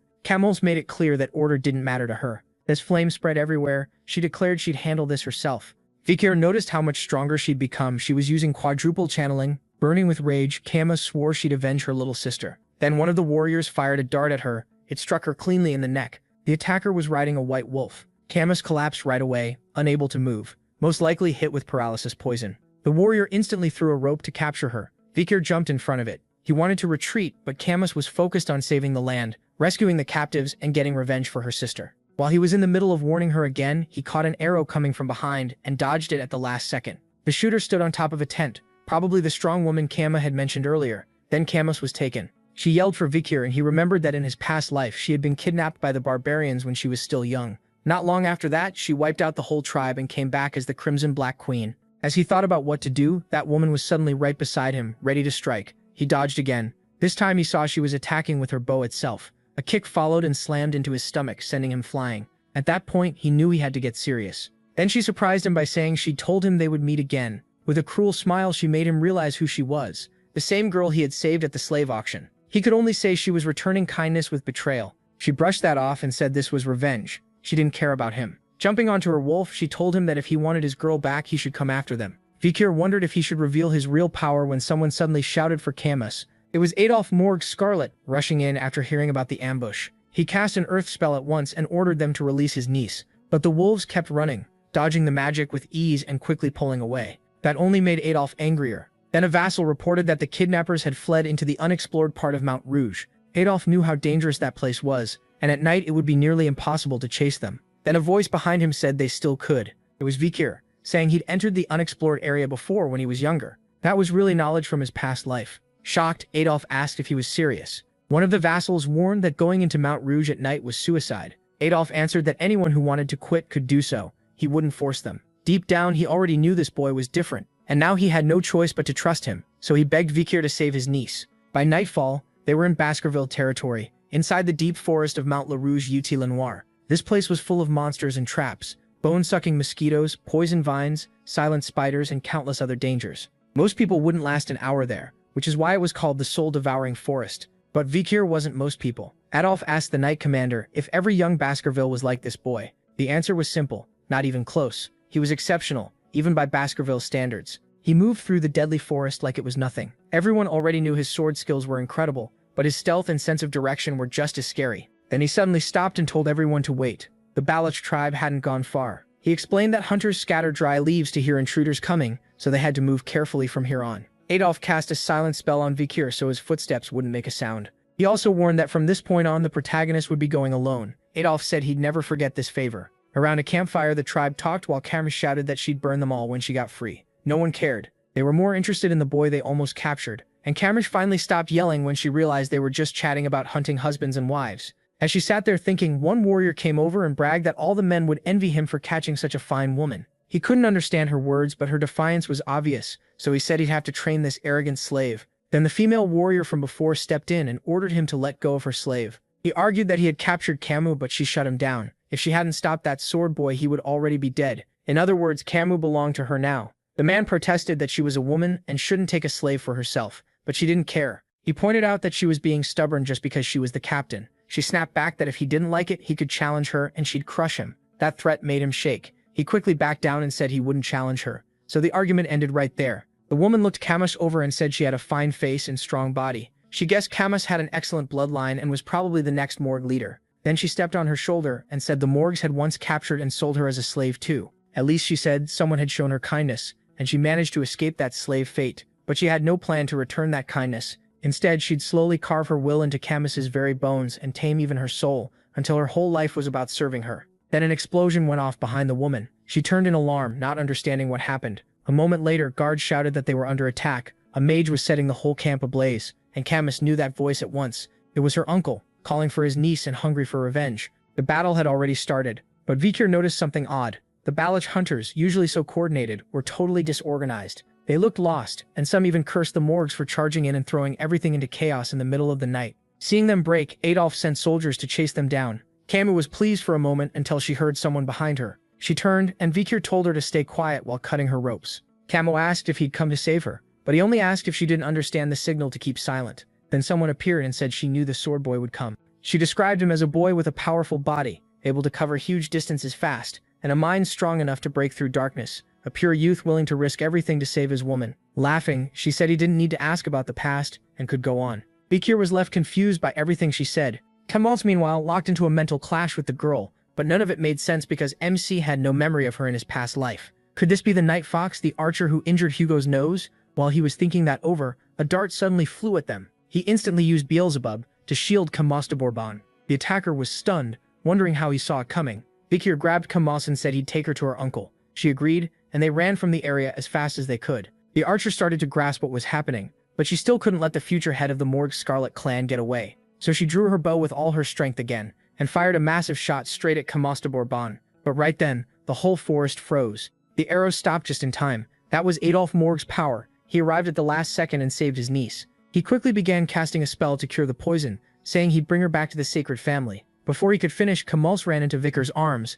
and said he had saved her again. Adolphe grumbled that he had helped too, but Camus snapped back that she'd tell her mother everything. At that moment, a rope whipped over the protagonist's head. The archer was trying to drag him away, warning that they had to leave now. Then she noticed he wasn't moving at all, and asked what kind of monster strength he had. Bakor easily broke free and asked why she was in such a rush. Then a deep roar came from the forest. The archer panicked and said she had finally awakened. Even Beelzebub was warning him to run, something terrifying was coming. The archer shouted it out. Madame Eightlegs was on the way. A huge shape burst up from the ground with a crushing presence, and the Balak warriors cried out that Madame had finally appeared. At first, no one understood what they were seeing, but then that one shape split into many and shot in every direction. Adolphe Morgue Scarlet could only mutter that this was impossible. How had a monster like this stayed hidden here? Even Vikir was shaken.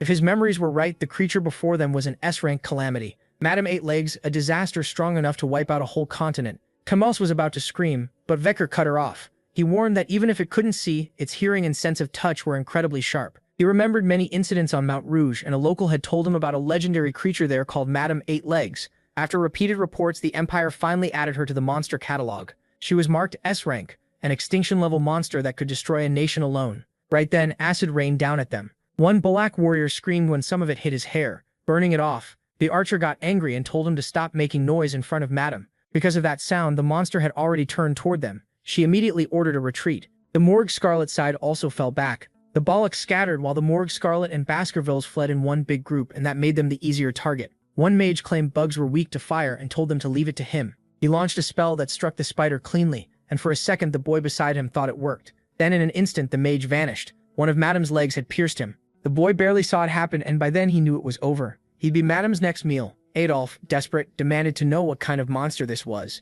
As they ran, Victor went silent, then stopped and said he'd stay behind. The Knight Commander asked what he was doing. MC said that if they kept running like this, everyone would die, so someone had to stop the monster's legs. The man started to offer himself instead, but Victor asked if he really thought he had the skill to stop that thing. He added that they couldn't let this calamity reach their land, and right now he was their best shot at tying down its legs. Then he told Adolphe there was no time left, and begged him to choose. Camus could only watch in silence. Adolphe hesitated until he shouted at him to decide. Then the old man ran, saying he wouldn't waste the boy's sacrifice. Meanwhile, Camus cried out, begging him not to stay. Victor was about to draw his sword, but stopped himself. That would be pointless, and an ordinary weapon wouldn't do anything to it. To him, this was actually the perfect chance. If he could fake his death and slip out of Hugo's sight, he'd gain time to learn the 10 techniques. Once he was strong enough to avoid the Patriarch's pressure, or at least hide his power completely, he would return to the family. Pulling out Beelzebub in its full form, he knew that if he held back even a little, the S-rank calamity in front of him would kill him today. He had crossed the river Styx and mastered advanced Baskerville swordsmanship along with the demonic blade Beelzebub.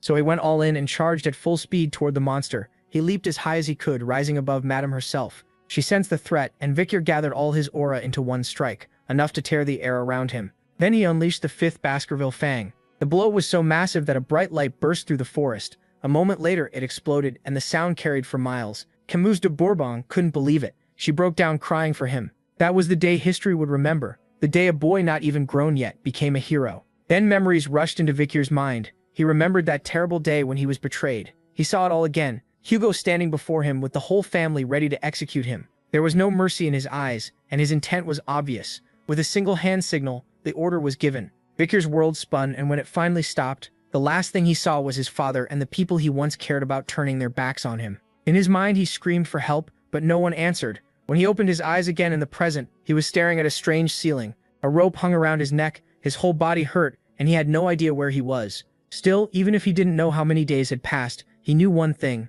He survived the fight with the giant spider. Everything after that had been chaos, and he could only hope she hadn't lived either. Checking himself, he found his body still whole, though the blast had left him sore all over. When he grabbed the rope around his neck, he realized it had caused the stiffness and probably saved his life too. That meant things likely went as planned, and the family should now believe he was dead.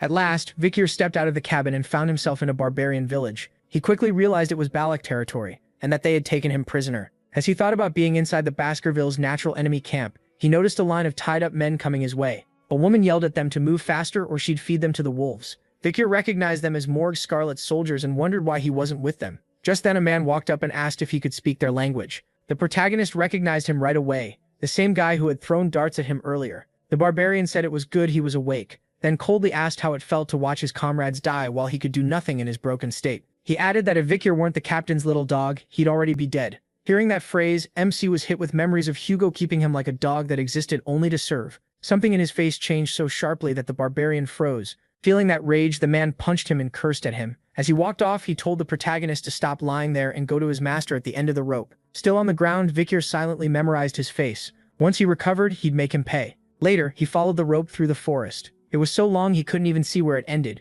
and he wondered if a master was really waiting there. Then the rope suddenly pulled tight, making him stop and look ahead. There he found a barbarian woman bathing, and the rope seemed to lead straight to her. She looked at MC, and he stared back. With a small smile, she told him to get down. In the next instant, he was yanked hard to the ground. An arrow shot past where he had been and buried itself in a tree behind him. The woman shouted at the children, asking why they were practicing archery there. Then she turned to Victor and thanked him for saving her from becoming a slave that day. She said she'd already paid him back twice, and even got revenge for him. That's when he realized she was the one who had saved him from Madame Eight Legs, though he still wondered about the rope. She looked him over and said he seemed to come from a good family, which only confused him more. Then she added that she was curious how much they'd pay to get him back. That scares Victor. If they try to bargain with the Baskerville family, his whole plan to get away from Hugo will fall apart. Then she suddenly smiles and asks if he got his hopes up. Too bad for him. She has no plan to let him go now that he belongs to her. As she cuts part of the rope from his neck, Victor finally relaxes a little. The wild girl then says from now on, he should call her master. She likes the fire in his eyes, but wonders if he can also wear the look of an obedient dog. Still, this isn't the time for that. They need to head somewhere first. When the protagonist asks where, she's surprised he still hasn't figured it out. If you step onto someone else's land, she says, it's normal to greet the patriarch, so she's taking him to the ruler of this land, the chief of the Balak tribe. As they walk through the village, his new master gives him a quick rundown of how they live. If there aren't enough beds, they make do, and when food runs low, they steal from rich humans. They show no mercy to outsiders, but they protect their own. Vicker notes their way of life is pretty simple. A moment later, she says they've arrived, and this is the chief's house. The young woman steps inside, calls the leader mother, and says she's back. The muscular woman rises and welcomes her. Then she teases that this must be the high-class man her daughter kept talking about, which embarrasses her. That makes Vicker realize she's the chief's daughter. He also figures out who this woman really is, the Night Fox, the Balak warrior who scarred Hugo's nose and stopped his family from crossing Black Mountain. MC can't help wondering what would have happened if he had fought her before returning in time. In a direct fight, he'd have had no chance to live, and no chance to kill her either. Even running away would have given him only about a 20% shot. The chief studies his face and says he looks familiar, making Vicker worry she recognized his family. But she just shrugs and says all noble men look alike. Then she asks her daughter why she brought him. If he doesn't seem worth much, her daughter argues he could be useful with training,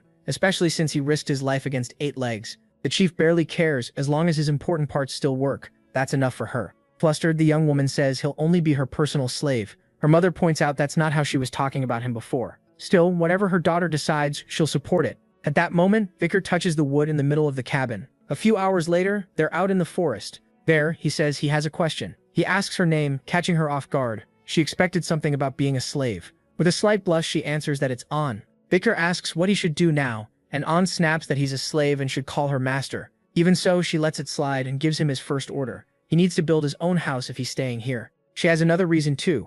An doubts someone raised like him can build anything, so this will teach him his place and make him rely on her. The protagonist just smiles to himself. Building a house actually sounds fun. Before long, An is completely stunned because his cabin is already finished. She can't believe it. She thought he wouldn't know the first thing about surviving, and everything she brought to help turns out useless. Vicker says it's been a long time. In his past life, he learned a sword wasn't enough to stay alive, so he picked up survival skills too. Looking over the cabin, Ain notices he even made a drainage space for rainwater. Then MC points out that the chief's tent looks shaky. If it rains, water could flood in and weaken it. So he asks if he can use limestone to strengthen the house. A little later, he's mixing limestone while An watches. Soon he fires the mud and makes bricks. Then he heads to the chief's house, and An explains what he's doing. The muscular chief looks impressed when Vicker builds a brick support around the central wooden post. She says the house stayed weak no matter what she tried, and she never realized the wooden pillars were the issue.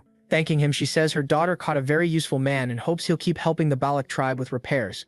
Later, the protagonist is washing clothes by the river when Ayan calls out to him. She asks if slave work is too hard, then wonders what he'd think about joining the tribe. Vicker admits life as a slave here isn't that bad, and thinks he's had more peace in this place than he ever did at home. Ayan says there are things he can't have as a slave, and living alone must make both work and survival harder. If he stays with her, he won't have to worry so much, and can adjust to this place more easily. But out of everything she says, one part stands out most to him. They'd remove his collar, so he asks what he has to do. Smiling, Ayan says it's simple. He just needs to go on a big hunt and offer it to the tribe. Lately, the warriors haven't been bringing back enough food, and she's worried the children won't grow up strong. If he brings back meat, he can even earn cotton clothes. Patting his back, she adds that hunting with her will make it easier. He only has to support her from behind. Vicker tries not to show the pain from that pat, while Ayan tells him he should be thankful to belong to her. So he finally gives in and agrees to hunt with her. That puts a big smile on Ayan's face, and her cheeks turn red. On the way back to the village, she asks about going tomorrow.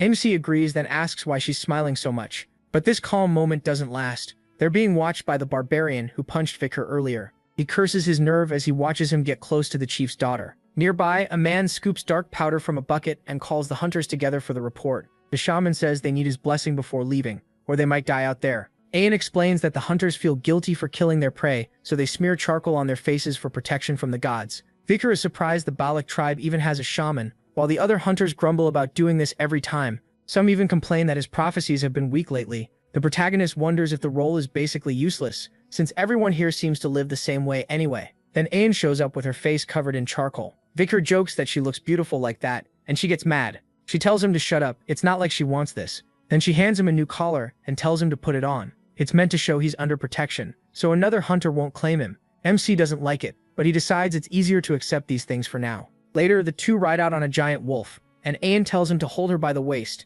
He refuses, but the moment the wolf lunges forward, his body gets thrown back. With a sly smile like she expected that all along, she says that's why he should have grabbed her. If he holds tight, he won't fall. After landing on the ground, Vicar tells himself he really needs to deal with this situation. Then he notices someone coming, the same man who watched him and hit him before. Ayan calls him Ahun, and he complains that she's flirting with a slave again and going way too easy on him. He boasts that this time he'll bring back a huge catch and become the next captain. While listening, Vicar suddenly notices something flying at him. It's Ahun's kick, and it lands right on his head. Right after, Ahun says she never should have given a slave a guard collar, and asks how a half-broken man like this is supposed to help on the hunt. Ahun, who looked worried before, now smiles and says she gets his point, but he lost something important too, and sure enough, something is missing from his waist. Spitting a little blood, Vakir holds up Ahun's arrows and tells him to watch his weapons better. If he can't even do that, he won't be able to. Furious, Ahun rushes in to punch him again, but Ahun steps in before he can. She asks who owns this slave because only that person gets to decide what happens to him.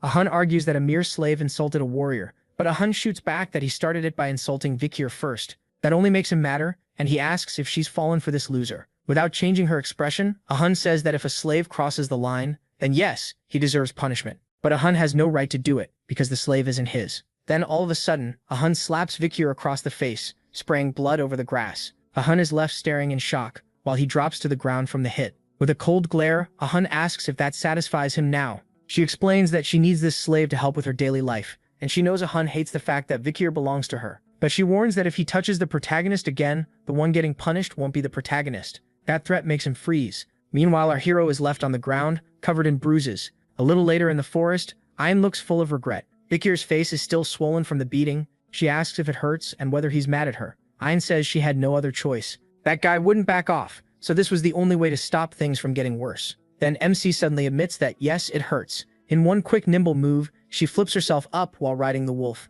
and leans close to his face, asking how bad it is and whether the wound is serious. Vakir van Baskerville tells her it's not that bad. Then, just before saying a hit like that won't kill him, Ayan kisses him on the mouth. After that unexpected moment, she pulls back, embarrassed, and wipes her mouth. He just stares, completely lost. He wonders if this is how barbarians treat wounds, then thinks it's actually pretty risky since it could infect an open cut. Ayan asks what he wants, saying she'll give him anything she can. That makes him ask if she really means anything. Vakir van Baskerville pauses to think. Ayan goes stiff, wondering what he's about to ask for. She's clearly expecting something very different. But instead, the protagonist Van Baskerville asks her to teach him archery. Totally let down, she says. The special lessons start tomorrow, so no. The next day, arrows start flying into a tree, while Ayan says her slave has no talent for the bow. In truth, she's mostly using the lesson as an excuse to touch him a little. She explains that this is how children training to be warriors start out. Since he can't handle a sword in his current shape, he should at least learn the bow. Just then, the white wolf shows up and grabs her attention. Ayan asks if it found what she sent it to look for.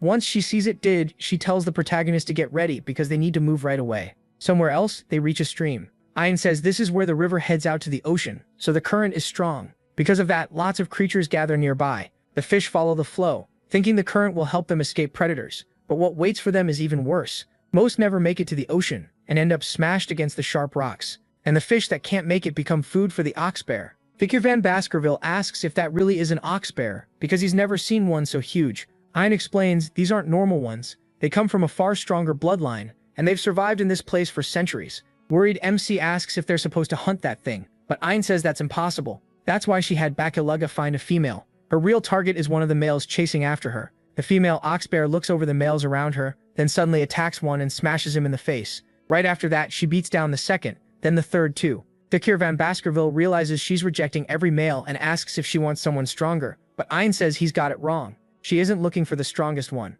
Then the female walks toward the smallest ox bear there. That's when he realizes she wants the weakest male, because he'll be easier to control. Ayan explains that during mating season, a male can kill his partner, so females choose the weakest ones. She adds that Belagic hunters use almost the same rule when picking a mate. They prefer the young ones with good blood, and if they're weak or hurt, that's even better. As the two bears leave to mate, she says they only need to wait until the male is completely drained. A few hours later, loud roars echo through the area. Vakir looks tired and disappointed, already knowing what that means. The noise is all coming from inside a cave in the mountain, and he says he's been listening to those bears for 3 straight days and barely knows why he's even here anymore. Ain asks if he gathered enough food for both of them, and he says yes, explaining that the bears stayed in the cave those 3 days because he kept bringing them food. These fruits give a burst of energy, but they wear down the body by draining life. The females are smart enough not to eat them, but the males will swallow anything to keep up. While making soup, Ain tells Vicar to eat well, but he can't focus at all with the bears going wild inside that cave. Then she casually says that's normal, which catches him off guard.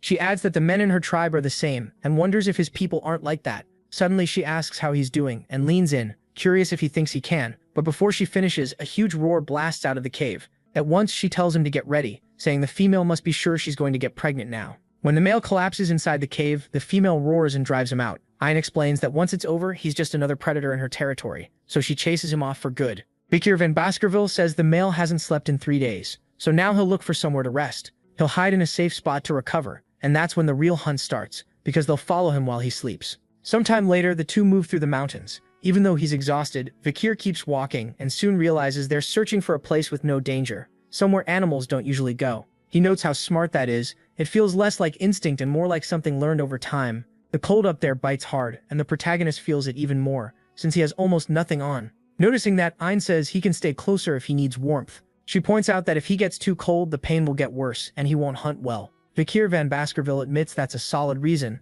though he's still surprised she offered, so he wraps his arms around her from behind, and she's clearly happy about it. She tries to tell herself she's only looking after her slave's health, and that this is just a master doing her duty. Then the wolf suddenly stops after sensing something. It growls, and Ain spots the oxbear's tracks on the ground. The problem is the tracks suddenly end. The second she understands the beast noticed it was being followed, she scans the area for it, but she's already too late, and when she turns, the oxbear is right in front of her, ready to strike. Then the story cuts back to the Balak village, where everyone is celebrating after catching a wild boar. One hunter says a beast that size can feed the whole village, while others complain they only got 3 rabbits. The one who brought in the boar is Ahun, and he's already picturing himself becoming the next captain. Others say that no matter how strong Captain Ain is, hunting alone has its limits. Someone points out that she took the slave with her this time, but Ahun mocks the idea, saying that injured knee makes him useless. Then we jump back to Ain's desperate moment. The bear's attack is inches from her face. Before it lands, Vicar grabs her from behind and yanks her out of the way. The strike is so strong it slices off some of her hair.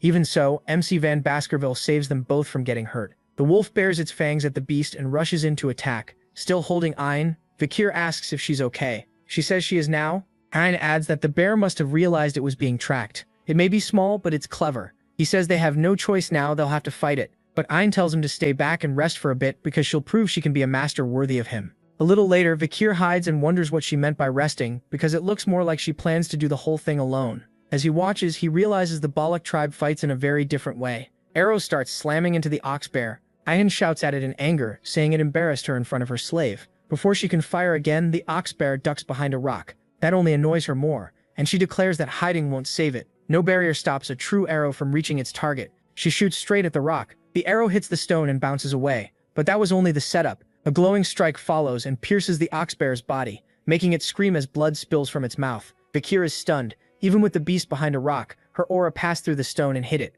This isn't ordinary archery. It's the skill of someone built to hunt and finish prey. When it comes to talent, this girl might even surpass Camus. Morgue Scarlet. As blood drips from the oxbear, it looks nearly spent, but still forces itself to charge at the girl, who keeps firing without pause. Even with one eye pierced, the beast refuses to stop. Ain says every arrow she fires carries her truth, and that her shot can pass through walls to reach its prey. Then she readies the final arrow to end it, and the bear clearly senses the danger. With a sudden move, it barely dodges. The shot only snaps off one of its horns, leaving Ain shocked. As the bear keeps attacking her and the wolf, Ain gets slammed down and tumbles across the ground, finally stopping a short distance away, covered in bruises. Even so, she doesn't lose her resolve. She remembers her mother saying that when a beast is close to death, its senses get even sharper. She had put everything into that last arrow, and the second she relaxed, the bear caught her off guard. Now it slowly moves toward her, looking far bigger than before, and Anne thinks this is where she dies. Then Vicar shows up, asking if she's done proving her pride as a master, and steps in to strike the bear with his bare hands. Now it's his turn. He thrusts his hand toward the beast's mouth and at the last instant activates Beelzebub in his arm, blasting out a huge wave of fire. Ayan freezes, shocked by where that flame came from. The bear is too drained to fight back, and Vicar stands over it without moving. Watching him, the young woman seems even more drawn to him. But he's only acting tough. He pushed himself too hard with that last move, and drops unconscious just as the bear finally goes down. By the time they return to the village, it's already night, but nobody is resting. The whole place is celebrating the day's hunt. People pass around big bowls of soup while Anne explains that whoever brings in the biggest prey earns the village's respect and thanks. She asks Vikir how it feels to be the hero of the hunt, but he really doesn't care. She goes on, saying ox bears are strong, savage, and smart, which is why they count as a true hunter's prize. Taking one down is nothing like chasing a boar. Then she turns to a hunter nearby and questions if that's really true, clearly bothering him.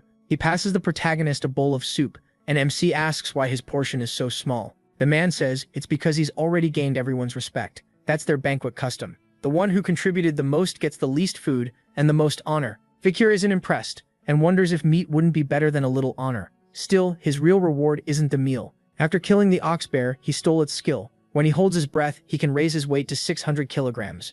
And that isn't all. After Beelzebub devoured the monster, his body was almost fully healed. Then Ayendi's soul calls out to him and hands him another bowl, saying this should be enough, and that she took it from the shaman using her authority as a hunter. Vikir says he's already full, but she keeps insisting he has to eat it. According to her, if your eyes are bad, you eat the prey's eyes, and if your heart is weak, you need to eat the right part too. The other women tease that she's the only one worrying so much about him, and her motives are pretty clear. He takes a bite and says it's really chewy, clearly not enjoying it. The one who's happiest though is Ayen. She tells him that now he'll be able to do his job. Vikir, who has no clue what she means, just stares in confusion. The next morning arrives in the Balak village, and he's already awake. He studies a huge tree that was sliced clean through. On the side is a small smoking cut, and that makes him realize what she said yesterday was true. Then he recalls asking Ayen de Sol why so much high-quality meat had been left there. He brought up the village's food shortage, but she cut in and explained it was an offering, something given to the Madam of Eight Legs in exchange for permission to live in the dense forest. Thinking back to his last encounter with her, Vikir realizes he was reckless to fight her. He also decides she's a demonic, annoying creature. Later, while walking through the village, he notices something strange. A long line of women is gathered outside someone's cabin. He wonders if it's some kind of ritual, and hears that some of them have been waiting since before sunrise. One woman says that after his achievements, he'll probably lose his slave title and get to pick one of the village girls as his wife. Then someone appears and grabs everyone's attention. Ayen de Sol storms in, furious that they dared mess with what she calls her property. The women don't care about monogamy and tell her to use him first, then pass him along. Ayen refuses. She wants Vikir to herself and has no plans to share. With a dangerous glare, she warns that she'll deal with anyone who tries. After they back off, she mutters that they were like snakes trying to steal from her. She adds that since she gave him that dish yesterday, she expects him to do his job as a man. But then she turns and notices Vikir has been watching the whole time. He stares back seriously, wondering what exactly she fed him last night. Ayen de Sol tells him her mother called the elders together last night, and thanks to his honorable hunt, he can ask for anything.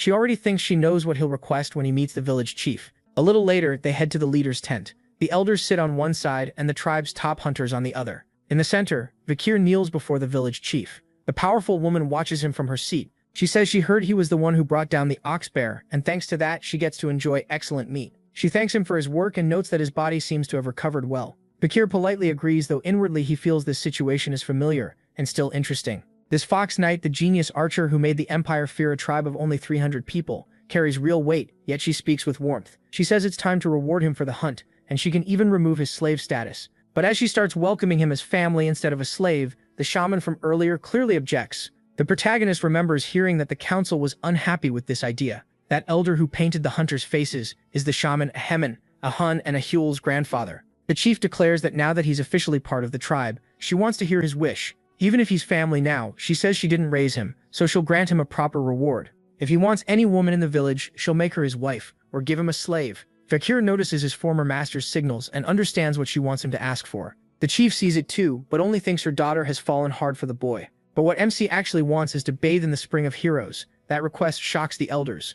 Ayen de Sol, though, looks thrilled. The tribe chief's voice turns sharp as she asks if he even understands what he just requested. The shaman snaps at him too, demanding to know who he thinks he is. Only warriors with great achievements are allowed to bathe in the Spring of Heroes. Ayen agrees only those who have proven their strength can enter it. Ayen de Sol argues that he already proved that by bringing down the ox bear. The chief asks again if he truly knows what he's demanding, and Vikir calmly says yes. The Spring of Heroes is sacred, reserved for the greatest warriors. Its water can heal both inner and outer wounds, but it takes a long time to gather enough, so only the most accomplished fighters are allowed to bathe there. One elder says they can't allow someone who just joined the tribe to use it, while another says it may be worth it because the boy has great promise. The chief actually seems willing to accept, but the shaman and his supporters push back hard. Then something suddenly interrupts the meeting. A sound echoes across the whole tribe. Fakir asks if it's a war signal, but Iowan says no, it's visitors. Nobody would be foolish enough to attack the Balak tribe. The chief says they'll continue this later, and dismisses everyone. The shaman elder is clearly unhappy about that, and shoots him a vicious glare. Outside, a crowd is already gathered, and Fakir asks if these are the visitors she mentioned. Several carriages from the empire are unloading food and vegetables. Ayan explains that they're merchants bringing goods the forest doesn't provide, but the protagonist notices the insignia at once. It belongs to one of the 7 great clans, the Burgese clan. They should be in the imperial capital. So how did they get through Baskerville and more Scarlet lands? If neither side would allow it, then this has to be smuggling. An elder says that if they brought valuable goods, they should come trade. So the tribe members quickly start bargaining. Fakir quietly watches and realizes the merchants brought common supplies, yet they're taking rare materials from the dense forest in exchange for basic goods like grain. There's no way they don't know how valuable those materials really are. They're just taking advantage of people who don't know prices. Still, that's the Balak tribe's problem, and if anyone recognizes him, it could become his problem too. Then Ayin complains that the whole thing is unfair. She asks how a diamond can be worth just 1 ear of corn, and for a moment Fakir is impressed that at least one of them gets it. Then that feeling dies when she proudly demands 2 years' worth of corn instead, thinking she made a great deal. The others follow her lead and start asking for more in their trades, which only annoys the old merchant. But since he can't really argue with a tribe full of warriors, he gives them what they ask for. Even so, he still thinks they're idiots who have no clue what their goods are actually worth. Right then, a little girl walks up and tries to trade a dung beetle larva for a glass ball that helps people sleep. The seller instantly looks sickened. He smacks the larva away and asks who would ever eat something like that. Then he turns and mutters that the girl may be stupid, but she's pretty. He even says she'd sell for a high price as a slave. A hand suddenly drops onto his head. Vicky tells him to hold it right there. The merchant freezes when he hears perfect imperial language from the young man. MC calls him out for talking about selling a child. Still, he says he'll overlook that for now. If the merchant reverses every crooked trade he made today, the man asks what he means by crooked. Vikite says he's been taking priceless goods for almost nothing. But the merchant fires back that the Balak approved these sacred deals. He adds that a kid shouldn't meddle in this, so he points at the corn. Each ear is worth 10 gold, while the diamonds he took are worth 2 million. Then he starts listing the value of every item the Balak traded away, and the merchant goes pale. This kid clearly knows prices. Looking at the glass ball, the protagonist explains it gives pleasant dreams, but it's really a drug that poisons the user. Its tiny pores slowly release the substance into the body and destroy it over time. He crushes the ball and says the Empire banned these years ago, which means they're being smuggled in. Now that his scam is exposed, the merchant starts to panic. A mustached tribesman comes over, asks what's going on, and realizes someone caught everything. Even without understanding all the imperial language, he pieces enough together to learn these traders caused the tribe's recent sickness. The merchant tries to brush it off as a misunderstanding, but an arrow instantly punches through his shoulder. He cries out in pain, and Ainzin is furious. She shouts, asking how they dared cheat the Balak. The rest of the tribe quickly understands the scam too. Still writhing in pain, the merchant realizes how bad this has gotten. He orders his men to leave everything and get out at once. Bakir asks why Ayan let them leave, warning that merchants like these won't forget losing money. Ayan says she never planned to let them live. When you wound a beast that runs with a pack, it always goes back to its den. Sure enough, the merchants soon meet with mercenaries and tell them to get ready for battle. By night, a bird circles above and lands on Aegean's arm. Still angry that they messed with her tribe, she says the only fitting punishment is total destruction. Meanwhile, the mercenaries move through the forest. Their leader tells the shady merchant he warned him not to trust barbarians, saying they should have just been sold like tools. The smuggler notices it's the man's first time in the forest, and warns him beating the Balak won't be easy. That just confuses the eye-patch mercenary, who asks why he hired them if he's that scared. He reminds him the protection fee is already in the payment, but the loot belongs only to the mercenaries. That greed unsettles the merchant, so he tells them to do whatever they want, while the eye-patch leader works out the attack. Beside him, 2 mercenaries bicker, with one telling the other to keep the match lit. The nervous one says lighting 2 cigarettes from one flame is bad luck in battle, but the long-haired man laughs off the superstition. Then an arrow sinks straight into his forehead. As the mercenary leader keeps talking about what he'll do with the captured Balak, the 2 men beside him drop dead, and another arrow flies at him. The merchant is already terrified when blood splashes across his face. Now the whole mercenary group realizes they're under attack and scrambles to defend. From far away, Agyan directs the archers and tells them not to miss. Fakir watches, knowing Balak archers can aim using nothing but the glow of lit matches. A man arrives carrying barrels, saying he brought what was requested to prepare. Meanwhile, the mercenaries tighten formation and try to hold off the attack. Arrows tied with ropes shoot into the trees, and the barrels are hung between them. More arrows follow, leaving several barrels dangling over the mercenaries as they wonder if they're explosives. They get their answer when thick liquid starts pouring out. A second later, flaming arrows strike the mess, and a huge blast erupts over the mercenaries. They catch fire fast while the merchant hides farther back from the fight. He can't believe the barbarians came up with a plan this smart. Then he senses someone nearby in the woods and recognizes the same brat who ruined everything. Shaken, he warns Vikir that he'll regret it if he touches him. He pulls out a permit from the city, stamped by the new vice consul. That paper makes MC pause, and he asks if that vice consul would be Van Baskerville. With a cold stare, he says that's strange. He doesn't remember signing it.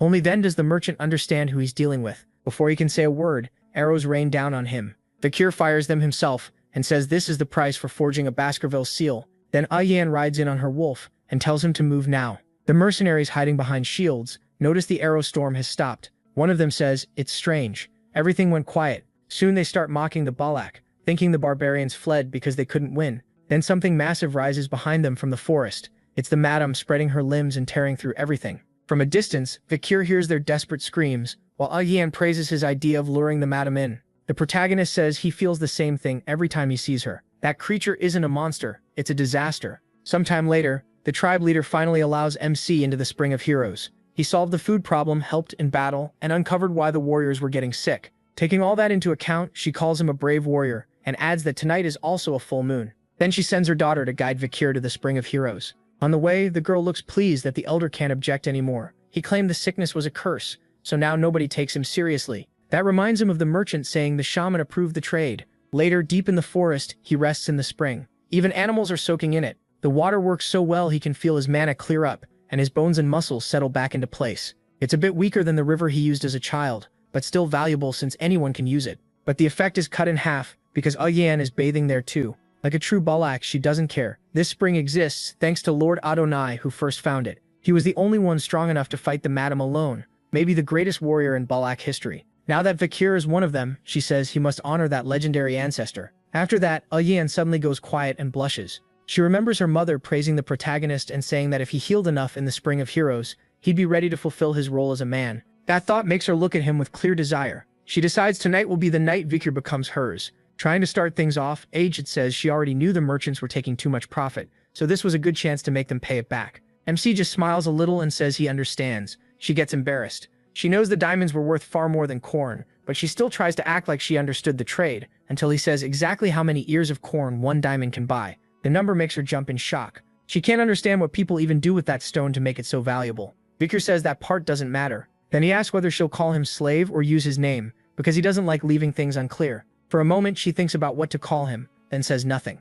Instead, she moves closer and asks if he really hates ambiguity that much. Lifting his chin, she says she'll clear it up right now, because she wants to call him neither one. She leans in ready to confess, but a bunch of kids suddenly jump into the spring and ruin the moment. They rush over to Ajin and Vikir, who both ask how they even got there. Watching the children splash around with Ajin, the protagonist keeps wondering what she planned to call him, if not slave or his name. Ajin yells that the spring's effect will be cut in half if the kids get in. But UMC reminds her she just said a true Balak wouldn't care about that. Ahun arrives and says the matriarch sent the sick children to cool off in the Spring of Heroes. That only makes Ajin angrier. Sure, her mother is mocking her. Then Ahun walks up to Vikir, thanks him for helping his little sister, and apologizes for judging him all this time. He simply says it's fine. That answer annoys Ahun. He's giving a real apology, and that's all he gets. Ajin just smiles to herself, thinking there's still time, then gets Vikir's attention and congratulates him on officially joining the Balak tribe. 2 years later, Ajin takes a brutal punch to the face and crashes to the ground as the one who hit him stares down. The other warriors are stunned by what they just saw.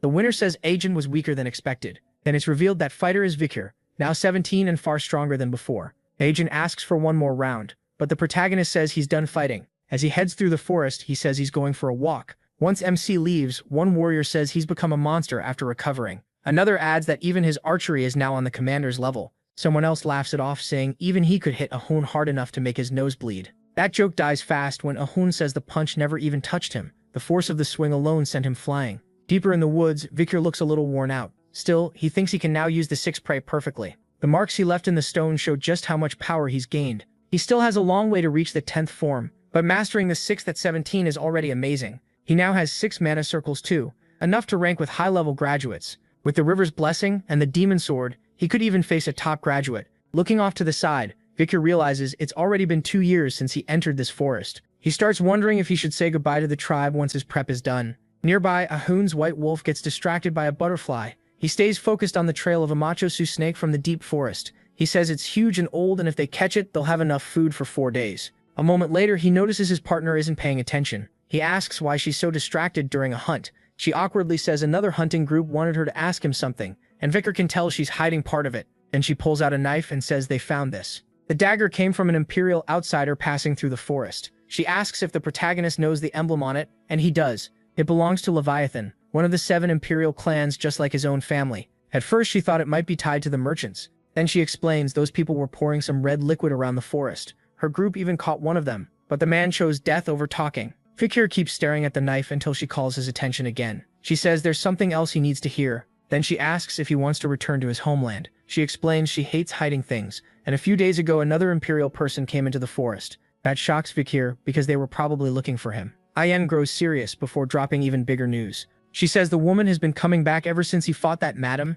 tracking his traces in the forest. With a sad look, she asks if he plans to go with her. In her mind, he must be tired of hiding and ready to leave with that woman. She thinks about stopping him with tribal rules, but knows that won't matter. To her surprise, Vicar says he has no wish to go back. That answer lights her right up. She asks if he's serious. When he confirms it, she breaks into a huge smile. She hugs her wolf in relief, happy that Vicar isn't leaving, while he quietly thinks things through. He knows he can't return until he's sure he's stronger than Hugo. He wonders whether the clan has moved past everything, or if outside forces are pushing this. Since the clan allowed a search party, their alliance must be strong. To MC, that means something changed after his death. Either way, he knows he needs to check the outside world soon. Before he can finish that thought, a giant fish bursts out of the water. It startles both of them at once. The thing is as big as a great white shark, and it crashes down right in front of them. Bakura wonders if it's a dipnoic fish. Ayen explains that when one this big appears, a heavy rainy season is coming. Then he notices something important. An arrow is stuck through the creature. To find out what happened, they cut it open. Inside, they find a man's bones, the remains of someone swallowed alive who tried desperately to fight back. Ayen says the clothes look like they belong to the Rococo tribe, and from the pose he must have panicked after being eaten. That makes no sense to her, since these fish usually feed on things already dead. Vicar says maybe the man was so weak the fish got confused. But that only raises another question. Why would someone that weak be hunting unless his tribe was in trouble? Something may have happened nearby, so they decide to investigate. A few hours later, they reach another area. As they get closer, Iveen looks sickened. The whole village has been wrecked. Every Rococo warrior is dead. While checking a body, Vicar spots red marks, and Iveen points something else out. It's already past dinner, yet there's no smoke rising from the village. They move in and find bones hanging around, and the tribe completely empty. The protagonist finds it strange that he can't sense a single living villager. Even the grass shows it hasn't been cut for quite a while. Iveen wonders if the tribe moved somewhere else. As she steps into a hut, then a swarm of flies bursts out and startles her. Inside is a barbarian who died alone. Iveen calls out that she found a body, and Vicar says he found one too. Those red spots remind him of a plague that spread through the forest before he came back. It was called the Crimson Death, a deadly disease that wiped out many barbarians and humanoids. Iveen panics and says they need to leave at once because it's a divine curse, but MC tells her it's just an infection that spreads. That only scares her more, and she decides to stay by his side so he won't die. Vicar studies the bodies and figures the healthy people probably abandoned the infected and ran. Then he says he'll search the tents for anything useful. Left alone, Iveen suddenly gets frightened. She turns at once after feeling a terrifying presence, and then he hears a scream. He rushes back and asks what happened, only to hear Iveen shouting about the curse. She points at a little girl and calls her the cursed child. Even with Iveen screaming, Vicar stays calm. He walks toward the child while Iveen can't move because of a cramp. The girl doesn't look like she's from the Rococo tribe, and she seems to be about 5 years old. She also seems to be grieving, because there's a small grave right behind her. Vicar asks who she is, and learns she was a slave used by the tribe. Cindy Wendy asks her name, and the girl says Pomeranian, an imperial name. What she says next completely shocks the protagonist. Her family name is Baskerville. Stunned, he asks her to repeat that. She says it again. She is Pomeranian Baskerville. In the clan, the name Van is used for branch family members like MC, while Let is used for men of the main house. For women of the main house, the title is also Let, though it's rare since the family has mostly men. That means the little girl in front of him is a direct descendant of Hugo. Vicar knows there can't be many children with that name, and Iveen points out something on the girl. She's wearing a necklace with the Baskerville symbol. He grabs the necklace at once, startling her. What he finds inside leaves him shaken. It's a family photo. One of the people in it is Hugo, his father. Vicar can't understand why Hugo would be there. The little girl is still scared by his sudden move. With a hard look, he asks what her connection is to the people in the picture. Iveen cuts in, saying no child will answer if he talks like that. He should try smiling first. Vicar knows she is right. Fighting down his shock, he gently asks who the people in the photo are and forces a smile to calm the girl. Iveen stares at him, surprised he even knows how to smile. Then the little girl finally speaks, saying the people in the picture were her mother, her grandfather, and her grandmother. That makes the protagonist remember something the butler once told him in the hallway. Back then, Hugo had been kind and gentle, and he deeply loved his first wife, Roxana. Her death from illness wasn't what changed him most. The real turning point was his daughter Penelope being taken by barbarians. Hugo sent many people to search for her, and even asked the emperor to move him to the borders. But no matter how many hounds he sent, no trace of Penelope was ever found. As the years passed without proof she was dead or alive, Hugo grew bitter, and his hatred for barbarians turned absolute. Victor always thought that story sounded too wild to believe, but this girl proves it. Penelope was Roxana's daughter, and this child is Penelope's daughter, Hugo's true granddaughter. He thinks about how Hugo already treats his own children like tools because of that hatred. So what would Hugo do if he learned his granddaughter carries barbarian blood? MC places a hand on her head and says the Rococo probably never treated her well. Then he tells her to come with him. Pomeranian is scared, not used to hearing kind words like that, while Vicar quietly wonders if his smile looks normal. She says his eyes and hair look like her mother's, and he explains that's a Baskerville trait, meaning they're related. The little girl calls him uncle, then she looks back at her mother's grave. She remembers her mother's last words. If she ever met someone with red eyes, she had to go with him no matter what. Vicar watches the girl step closer. She lightly grabs his clothes and says she'll go with him. In that moment, two lost souls found each other. A few days later, the girl has settled into the protagonist's cabin and asks where he's headed. She runs into his arms and he tells her he's meeting the tribe leader. Holding her, he wonders if she's scared to be left alone. It's kind of sweet, but raising a child is way harder than he expected. Since there's no other choice, he wraps her in a cloak and carries her on his back. He knows she can't grow up in Balog village and should be raised somewhere with imperial culture. The plan is simple. Leave the forest, pass through the city, and ask Chihuahua for help. Then Vicky reaches the tribe leader's cabin. She asks if some kind of plague is spreading. With the rainy season close, contaminated water could spread it fast and cause huge damage. Then the shaman suddenly shouts that this isn't a plague, it's a curse. According to him, only a great offering can stop it. Adon argues back saying it's not a curse at all and they need to move the village. The elders refuse right away. They won't abandon their sacred land. The younger ones worry about the children, asking what future is left if everyone dies. The fight between old ways and new ideas goes on for a while. In the end, the choice falls on the tribe leader. Watching from the side, Vikir thinks about the Red Death. It was as deadly as the Black Death that once nearly ruined the Empire. It spread fast, and the Empire only survived because Kami made a wall of fire to stop it. Saint Dolores from the Divine Clan also used her holy power to wipe out the plague, but her healing only covered the Empire, so most barbarians on the mountain died in the forest. That actually helped the Baskerville clan. After the barbarians died, monsters spread out of control and started attacking civilians.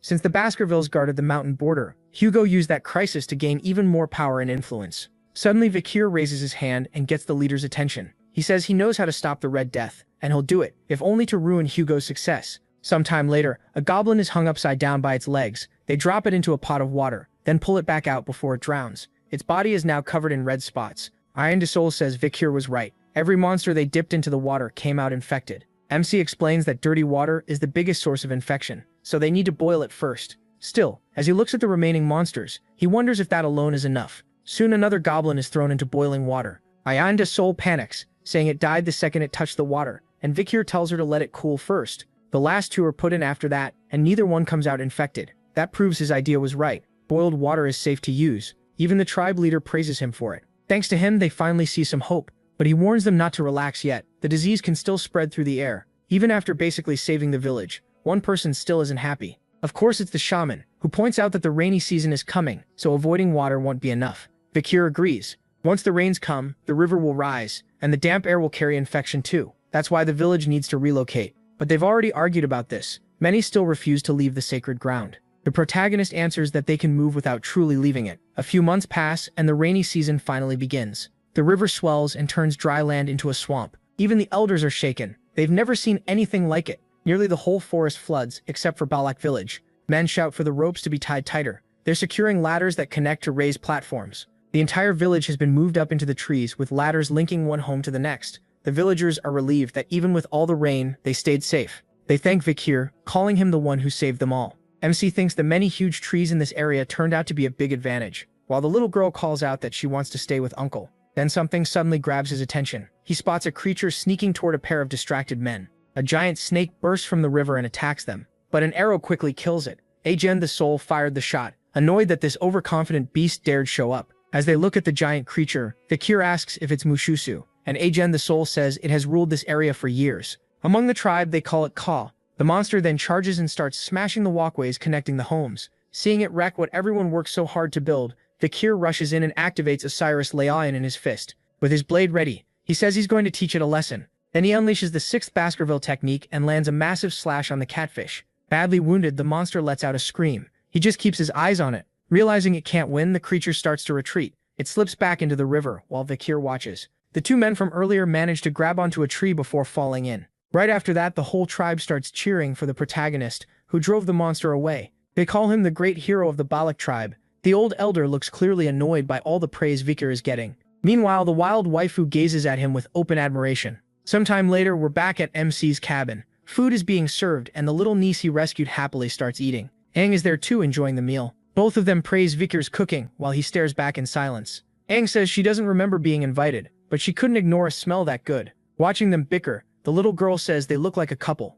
That makes someone very happy, and she hugs the child, calling her adorable. He can only wonder when those two got so close. Then a sudden gust of wind cuts through his thoughts. He looks over and sees someone entering the cabin. Aang glares and demands to know why he's here. It's a Han standing there soaked from the rain. He calls out to Vikir and with tears in his eyes, says the protagonist has saved the village again and again, so maybe he can do it once more. Then he begs him to save his sister. She's come down with the rare Red Death. The two hurry to Ahan's cabin. There, Vikir finds his sister weak and barely moving in bed. Seeing her condition, he asks how long she's been sick. Ahan says she probably got infected while collecting wood in the swamp. Aang adds that the girl is kind and always tries to help everyone. Before MC can answer, someone else barges in. It's the elder, already angry that his grandson ignored him and ran to the outsider for help. He keeps hurling insults, claiming his granddaughter is suffering because of the Empire's spy. Vikir and Aang watch the argument tensely as the elder yells and strikes his grandson, saying he's nothing like his mother or father. Opening his umbrella, the old man says this one last time, it's a curse,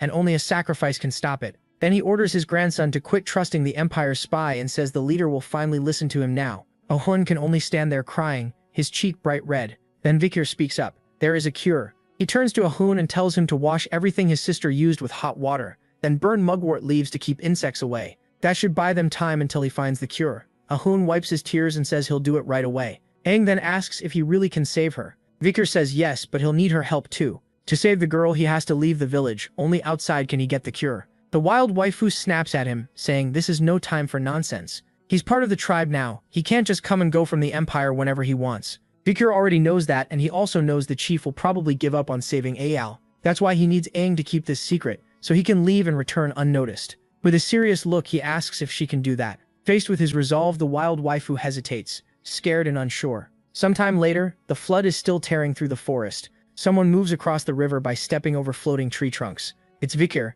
heading fast toward the Empire with something strapped to his back. As he keeps moving, he senses something. He stops at once, turns around and asks why someone is following him. The person behind him is Aang. Vikir asks if she came to stop him, but she says she's going with him, until he warns that she'll only slow him down. At the very least, she asks him to leave Pomerang there. Even knowing he's from the Empire and tied to the Red Death, she only wants to understand one thing. Just as she tries to speak, she remembers how from the moment they met, she felt her life would stay linked to his. But all this time, she never got to ask despite all the warm moments they shared. After every adventure and close call, she still fears he might vanish before answering. With a heavy heart, she asks the one thing that matters. Will he really come back? She shuts her eyes, bracing for the worst. Then he tells her yes, he will return, and tears spill down her face. But when she looks up again, he's already gone, and all she can do is hope he keeps that promise. Sometime later, we move to the protagonist's mansion in the city of Underdog. There, Chihuahua lets out a small sigh when he notices it's already night and the paperwork still isn't done. He walks to the window thinking things were a lot livelier when the young master was around, and he still can't accept that someone so young might be dead. With a pitiful look, Chihuahua admits he misses the young master. Then he's startled when the protagonist suddenly says he's here. The supposedly dead young man is right in front of him, hanging upside down. Chihuahua's mind races, wondering if he's lost it and started seeing ghosts. Dropping onto the windowsill, the protagonist asks how his favorite secretary, Chihuahua, has been. Later, after calming down a little, the secretary asks if he really fought a monster in the forest, got hurt, and ended up joining the barbarian tribe because of it. He still struggles to believe this isn't a ghost, and Vikir realizes that's why he was so terrified, then says his secretary hasn't changed at all. That makes the dog-like secretary burst into tears, saying he's just so glad he is alive. A second later, though, he asks who the child is, even imagining she's the protagonist's kid with a barbarian. Vikir explains they share the same bloodline, so they look alike, but it's not what Chihuahua thinks. Then he asks him to watch over Pomeranian while he's gone, and if possible, teach her the basics. Knowing that raising a child while running city matters won't be easy, MC tells him to find Cindy Wendy. Hearing that name, Chihuahua realizes it's the criminal he let go 2 years ago. Even then, he asks how he's supposed to find her, and he reminds him of the time he gave 10 billion to a girl. Since no one else is helping her, she should be easy to approach and likely with the child. If she refuses, he can tell her the protagonist is alive. After agreeing, Chihuahua asks when the young master will return. Vikir says he still has something to finish. Remembering the promise he made to Ayane, curing the Red Death may actually be simple. He just needs one drop of holy water from that clan. So what he has to do is obvious. With firm resolve, he says he's heading to the sacred Quo Vadis clan. Soon after, two guards stand watch at the castle entrance. A moment later, they spot something coming closer and lower their spears to stop the cart, saying they need to do a quick inspection. First, they confirm the driver is Joseph, the man who runs the oil shop on the first floor. Then they move to the barrels and ask to check what's inside. The old man protests, asking if that's really needed since he comes here all the time. But the guard says orders are orders. So a knight steps up to a barrel and wonders if he should open it. He picks one at random. As he starts lifting the lid, the old man panics, clearly worried about this barrel. Slowly, the knight opens it and gives it a suspicious look, after noticing something inside.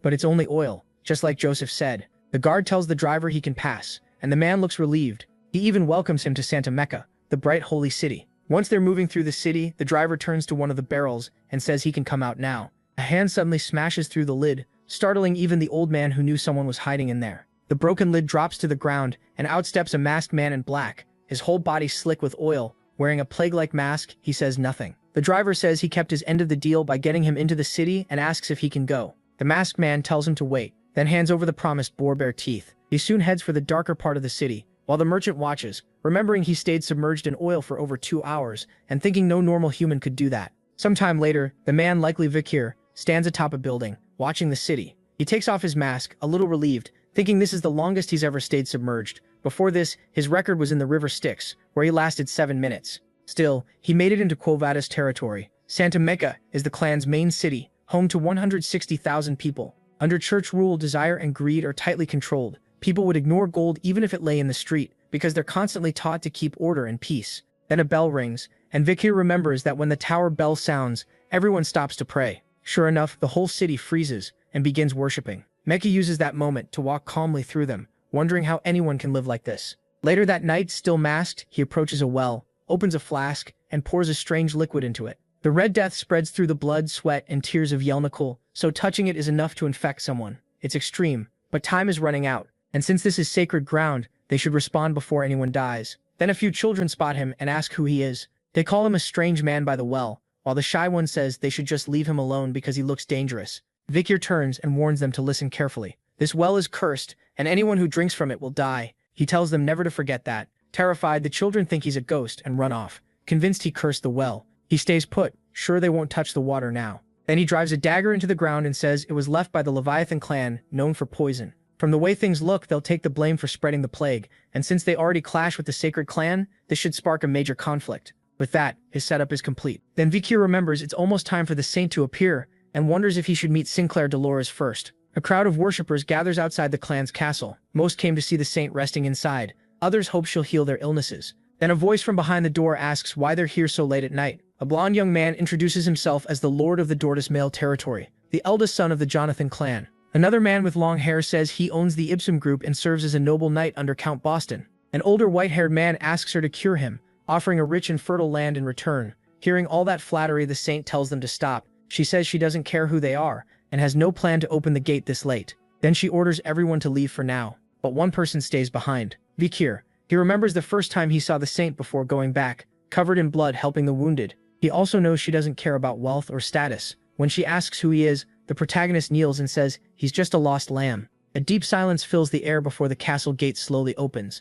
shining with golden light, and the saint tells him to come in. Inside the grand castle, Vikir walks up to an angel statue by the fountain. That statue is where the saint's voice comes from, as she asks how he lost his way. Realizing she won't meet him face to face, MC thinks that makes sense, considering how suspicious he looks. Holding out a bag of water with both hands, he says he's here to report a spreading plague and brought samples for her to test. The statue stays silent, as if thinking it over. Then the door shuts, and the saint says he lied. At once, guards start moving through the castle halls, forming up around the protagonist. Vikir stays still and quiet as they surround him, then comments that she treats her guests pretty harshly. A man holding a Bible, likely the knight commander, questions the protagonist's identity, but he knows him well. The man who trusted him again and again on the battlefield before his return, and who could become crueler than any demon in the name of justice. He also taught the protagonist the petting tricks he later used in Underdog City. Peter points at MC's odd clothes and tells him to remove the mask and show who he is, but MC refuses. A sharp object suddenly whips past his face and nicks the mask. The mage says he can't let someone this suspicious walk away.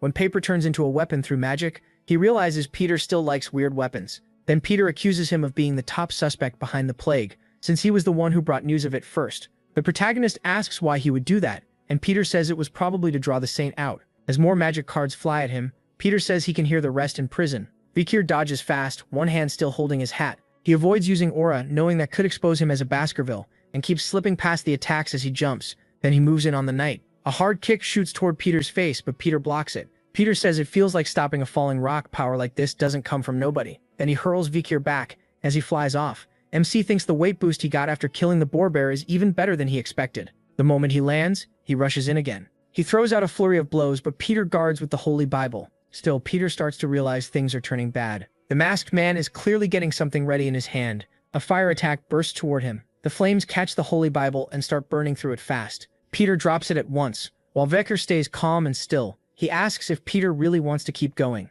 Peter clenches his fists and admits this enemy is no ordinary man. That only makes him more set on stopping him, so he charges again. Before he reaches him, Vikir kicks the burning Bible, sending it straight at Peter's face and throwing him off. In that opening, the protagonist lands a hit to his stomach, this time boosted with mana. The blow is so heavy it sends Peter crashing into the statue and smashing it apart. Blood spills from his mouth. Seeing their leader go down, the guards panic for a moment, then quickly tighten up around Peter to protect him. Vikir sees they still won't back down, so he readies himself for the next wave. Before anything else happens, the saint appears and orders everyone to stop. She's a young blonde girl with emerald eyes, and the first thing she asks is whether he's the lost lamb who came to see her. When he confirms it, Vikir knows for sure this is Saint Dolores. She says he looks less like a lamb and more like a hurt little puppy, but a guard snaps back that he's no puppy. He's a bloodthirsty wolf. Dolores cuts him off and tells him to go bring tea. Then she heads to her room and says she wants to speak with MC. Sometime later, a table is set with snacks and tea. The two sit across from each other while Peter keeps a hard eye on Vikir. He recalls that the saint should only be 16 right now.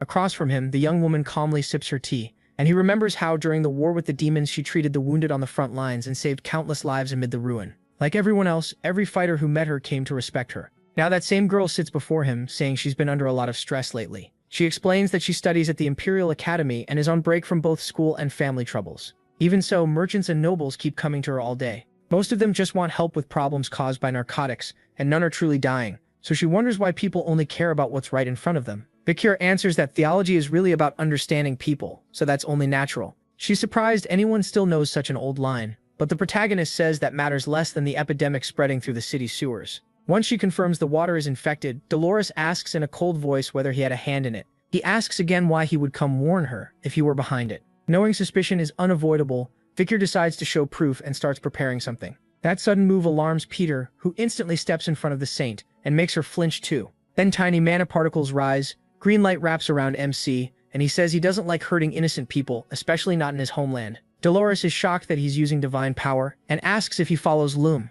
He ignores that and says suspicious people were pouring the liquid into the sewers. She asks if that's true and why anyone would do it. Vikir thinks the goal must be to bring down the family, and he already knows who could gain from that. Then he lays out a large map and points to Leviathan, saying they're the only ones who could make something like this and profit from it. He suspects the Leviathan clan plans to gather samples from the sick and use them for research. The bourgeois family could also be involved. Since rich people know money doesn't vanish after a plague, they can use the chaos to start new businesses. Vikir is sure the Leviathan spread the Red Death, and the ones helping them are the group of merchants. That's why he believes they're tied to the outbreak. But when he sees Dolores and Peter staring at him with their mouths open, he gets confused. Dolores says his theory makes frighteningly good sense, and can't believe he predicted all this. So exactly. Then she asks who he really is. Vikir calls himself the Night Hunter, and Peter says that name fits the way he looks. Dolores says everything she heard sounds highly likely. She orders her guardian to investigate the epidemic at once, and report everything to her father. He thinks he got lucky meeting the saint. This should speed things up. Meanwhile, she keeps watching him, trying to understand why the man who beat Peter and the Holy Knights feels so small somehow. She studies him more closely, sensing a beast-like soul that smells of blood, oil, and steel. Beneath his violence, she feels buried rage and wild hatred rising from deep pain. But under all of it, what she senses most is great sadness. So once again, she wonders who he really is. Later, the city is swallowed by green fog. At a small chapel, the women inside are crying in desperation because the saint has finally arrived. A nun begs her to save them from the epidemic. Dolores is stunned. The Night Hunter was telling the truth. Vikir stays quiet and watches. In his mind, he apologizes for dragging civilians into this, But at least there are no children here, so the fear he spread likely did its job. The sickness is still in its early stage, and now he has no choice but to trust the saint. As Dolores walks toward the suffering people, she softly tells them not to be afraid, because Lum's holy love will heal them. Then she starts to pray, and a tear rolls down her face. The moment it falls, a bright light begins to pour out, filling the whole cathedral where the sick are gathered. Before long, the people covered in red spots are healed, and the marks vanish. The nuns can only stare in shock at the miracle, then thank the saint for saving so many at once. Vicar remembers this power well, and knows he must bring the miracle of the saint's holy water to the forest. A few hours later, Dolores studies a map in her room, marking key spots under a single candle. She knows divine power only treats the sick for now. It doesn't stop new cases from appearing. If more people keep getting infected, then someone carrying the disease must still be out there. Her eyes shift to a vial of virus taken from a patient. After studying infected body fluids, she learned the victims die slowly and suffer terrible pain for a long time. This disease is truly vicious. To stop it fully, she needs to purify deeper inside the body, so she considers making a concentrated holy drop. But there's no time to sit and think. More patients still need her. Then a wave of nausea suddenly hits her. She collapses, gripped by a pounding headache. Dolores realizes it's anemia and wonders if overusing divine power caused it. Even so, she forces herself on. She can still move and the patients need relief. When she enters the room, several people greet her. It's the same men who showed up at her gate before dawn, now offering to help treat the sick. Dolores asks what they're doing here. They say they can't leave a noble lady alone in such a filthy place, and they've brought 3 carts of donations and emergency supplies. But even while giving aid, they keep talking like trash. Dolores notices and leaves them muttering among themselves. Before walking off, she tells them their real motives are obvious. After she leaves them behind, the men gush that the lovely lady warms their hearts. That mood vanishes once they reach the cabins holding the patients. The scene is far too much for proud nobles like them, and while one patient is being treated, they complain about the awful smell and worry more about their shoes and clothes than the sick. They even ask the priests helping the wounded to treat them first, afraid they might catch the disease. She expected this. Coming here with selfish motives is a sin, and those men clearly don't get it. The sick need compassion, not pride. True kindness and sacrifice are what bring someone closer to God. Moving deeper into the tents, she reaches the far end of the camp. She knows the worst cases are here. As she walks, she softly apologizes for being late. Even her steps begin cleansing the area around her. Then she enters the inner tent. Right away, someone calls for saline. A man grabs a scalpel and starts operating. The priests are shocked. They've been treating patients for hours, and now they start wondering if divine power isn't the only answer. He makes a small cut, then uses divine power to seal the wound and attack the sickness itself. The doctors quickly realize he isn't just blessing the surface, he's sending the power straight to the infected spot. The young woman is stunned. The man is the Night Hound, Baskerville's hunting dog. She never expected him to know both medicine and divine power. While he keeps treating patient after patient, he thinks about how divine power works. To him, it's like a priest sends a prayer to God, and God answers by lending power, so the amount depends on faith and on how big the miracle is. 1 unit of divine power usually means 1 miracle. 10 units mean 10 miracles, but he knows a way to get 10 miracles from just 1. Back in the apocalypse, monsters were everywhere, but the number of injured people was even worse, and divine power was never enough, so a new answer came from God. It was shaped by the faith and desperation of countless clerics. That's how a new rule for miracles was born. Even if the borrowed power came at a cost, people could use as much as their bodies could handle. This became known as advanced divine power. Because it happened during war against monsters, it was treated as an act of faith. Even non-clerics could use divine power if they were fighting those beasts. It could even be used after death. Then a child cries out for their sick mother. He promises he'll help her soon. After checking her, he sees she isn't just sick, she's starving. So he gives the child money for food and firewood. One priest immediately snaps at him, saying material help isn't allowed. He warns that if this keeps up, people will keep asking until all his money is gone. Fikir just asks how something can never end, when what's in his pocket clearly does. If needed, he says he'll hand over every coin. Then he focuses on the mother again. Her condition is far too serious for him to waste time arguing over money. A moment later, he suddenly apologizes. That leaves the priestess frozen. He said he was sorry and she can't understand why. Her mind goes back to the time they shared coffee, when he said theology is really about understanding people. Now she thinks his apology may be like hers. Watching him filthy, exhausted, and barely staying upright while he still keeps helping others, she starts to believe he's apologizing because he can't save even more. The priestess quietly looks away. For all her status, Dolores is still just a 16-year-old girl with little real experience. And for the first time, her heart races because of the man before her. A few hours later, Vikir pulls off his mask with a tired sigh. He's outside now, near the forest fence, drinking water. Then he notices someone coming, quickly puts the mask back on, and asks what's wrong. Dolores only watches him calmly as she steps closer, asking if she can speak with him for a moment. She thanks him first, saying everyone was saved because of his help. He brushes it off. He only did what had to be done. She says someone as strong as him should have been the one born with divine power. Meanwhile, she feels weak in body, mind, and faith, yet she was the one chosen. She can't understand why God made her a saint when so many others seem more worthy. But before she can keep going, he tells her that pain and guilt are exactly why she was chosen. The world needs a light that can reach the deepest darkness, not just someone powerful. Hearing that, she starts to cry and asks if she'll ever become someone who can speak that way. Because of the plague, the clergy gathered to pray and make holy water enough to cleanse the infected sewers with a single drop. In total, they created 3 drops, including the reserve. They named it Pliny de la Verge, the saint's tears. The 3 drops are placed on an altar like sacred treasures, and Dolores kneels before them in prayer. She begins speaking to God. Golden lights drift through the hall, and the power keeps building until a bright flash bursts from the jars of holy water. A knight steps in and places them in a case, thanking the saint for her effort and promising they will be guarded. But as she looks outside, she feels there's still one more thing to do. So she heads to a place with an angel statue that looks a lot like her. There, a priest is praying with a rosary in hand. She calls him father and says she has news about the Red Death. The Pope tells her to come closer. He praises her offering and says he expects no less from his daughter. Then we learn this man is a leader of the church, Cardinal Humbert Luncavadis. Dolores thanks him and starts her report. She explains that the saint's tears purified the water running through Santa Mecca. She also heard children say a spirit cursed the well, and a glass bottle used to spread the plague was found there. After searching the area, they found something suspicious. She presents a dagger recovered near the well. He recognizes the emblem at once. It belongs to the Leviathan and Bourgeois clans. What shocks him is that they somehow made an artificial virus. His anger rises as he demands to know how those poison-crazed fools dared mock the divine. Soon his power shakes through the hall around her, and he calls for immediate war. Dolores stays silent. Then he brings up the young man calling himself a hunter, saying he's highly suspicious. He orders his daughter to seize him at once and force out a confession, but he's caught off guard when she shouts that the man is innocent. She stands firm and he asks what she just said. Dolores explains that the hunter did everything he could for the infected, and because of him, no more people died. Someone like that, she says, can't be evil. In a cold voice, her father says he understands. Even though she has never opposed him before, now she's defending a man. He slowly lifts his hand, filling it with divine power, as he says he'll question the hunter himself. A blast fires from his palm into the sky, visible across the whole city. At its highest point, it bursts like a fake sun. He tells her resistance is pointless, because paladins are already on their way after the so-called hunter. The men storm the house where Vikir had been, ready to seize him. They pound on the door as they enter, shouting that he is the Red Death suspect. But the room is empty except for the furniture. Back with her father and the saint, someone suddenly rushes in with terrible news. A young boy says one of the saint's tears has been stolen from the basement. Hearing that, Dolores is left in total disbelief. She realizes the man had been there to steal from her all along. With one tear in his hand,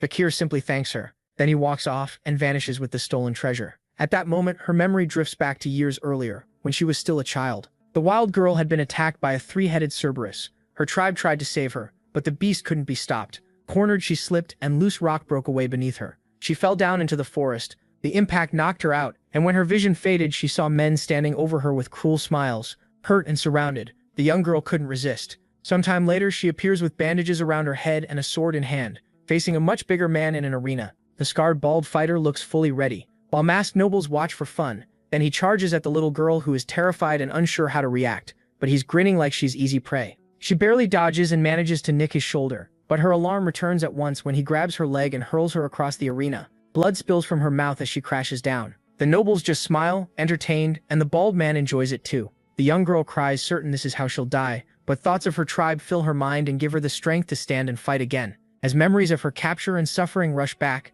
she paints war marks with her own blood and gets ready to fight. We never learn if she won, but now she's hanging on a cross. Her eyes are empty, full of despair. As her tribe's memories fade, she has nothing left but to give up. Then a vial filled with red liquid appears in front of her. The sight of it makes her freeze. That's when she notices a young man watching her. He only tells her one thing: run. Then it hits us. This was all a dream. The girl wakes up in her mother's lap, and her mom asks if it was another nightmare. Even in her sleep, she's still looking for Vikir. By now, she's become terribly sick. Everyone fears she caught the Red Death. Her mother tries to comfort her with a story about a tiny seed planted in the earth. Her father planted it, and her mother watered it every day. Before long, it grew into a strong, beautiful flower. When it was fully grown, they picked it and enjoyed its beauty. That's how she explains the girl's birth. Then she says no one knows what life will bring, so she has to keep going and stay alive. She's sure Vikir will come back with a cure, but the girl has already lost faith and thinks he's not returning. Then a shout suddenly rings out, he's back. The protagonist has finally returned to the village. Her mother says she was right and now her daughter can be healed. But when she looks at the bed, the girl is already gone, sprinting outside. Her mother can only wonder how someone sick with the Red Death can move like that. As she runs through the mud, the girl remembers the day she escaped and the prison burned behind her. She had been crying, and honestly, she was terrified. But when she saw Vicar call out that giant spider to fight, something changed. She found the courage to push past her fear. After the brutal battle, he was thrown aside, clothes torn and barely alive. That was when she looped a rope around his neck and dragged him away with her white wolf. Back in the present, she's worn out from running just to reach him. Vicar asks how she made it here since he heard she had the Red Death. Before he can say more, she leaps at him and hugs him tight. The impact sends both of them crashing to the ground. MC says his back would have snapped if he hadn't used mana, and adds that she looks a lot better now. Still crying but smiling, she welcomes him back and he tells her it's good to be back too. A few hours later, inside the hunting tent, Vicar stands with the villagers around a sick girl. He opens the wrapping that holds the saint's tear and brings the glowing vial close to her. The holy power alone heals her, and a hun breaks down as his sister's marks vanish.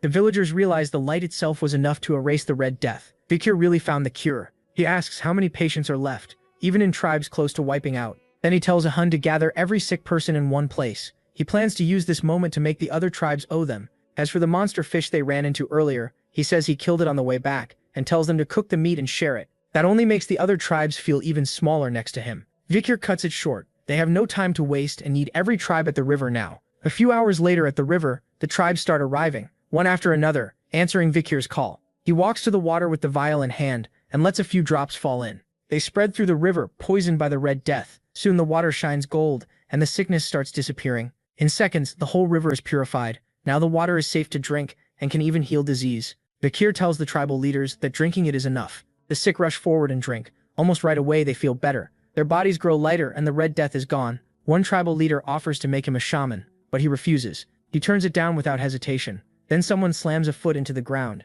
The sound makes Vicar look over. It's the leader of the Jagachat tribe. He calls on the deep forest people and asks who the hero is that purified the land. Everyone starts stomping and shouting his name. Even the women cry out for the one who saved their families, and the whole forest. Before long, Vicar's name echoes through the mountains and woods. To them he's become the new savior of the wilds. The protagonist realizes the Poison Clan's crime has turned into an opening for him. If he wins these tribes over, he may gain enough strength to stand against all of Baskerville, and maybe use it to deal Hugo a heavy blow. His thoughts are cut off when a leader suggests a huge festival, but Vicar says there's something more important first. They need to find whoever spread the poison through the forest. In the dark, the tribal priest appears, and from his thoughts we learn he did it. He even infected his own niece. All of it was part of his plan to take over the forest. As he steps out of his cave to check the damage, he realizes everything has gone wrong. People are smiling and celebrating, with no sickness or fear left. He can't understand it. Before the ritual began, everyone was struggling to breathe. Even his granddaughter is healthy now, leaving him completely shaken.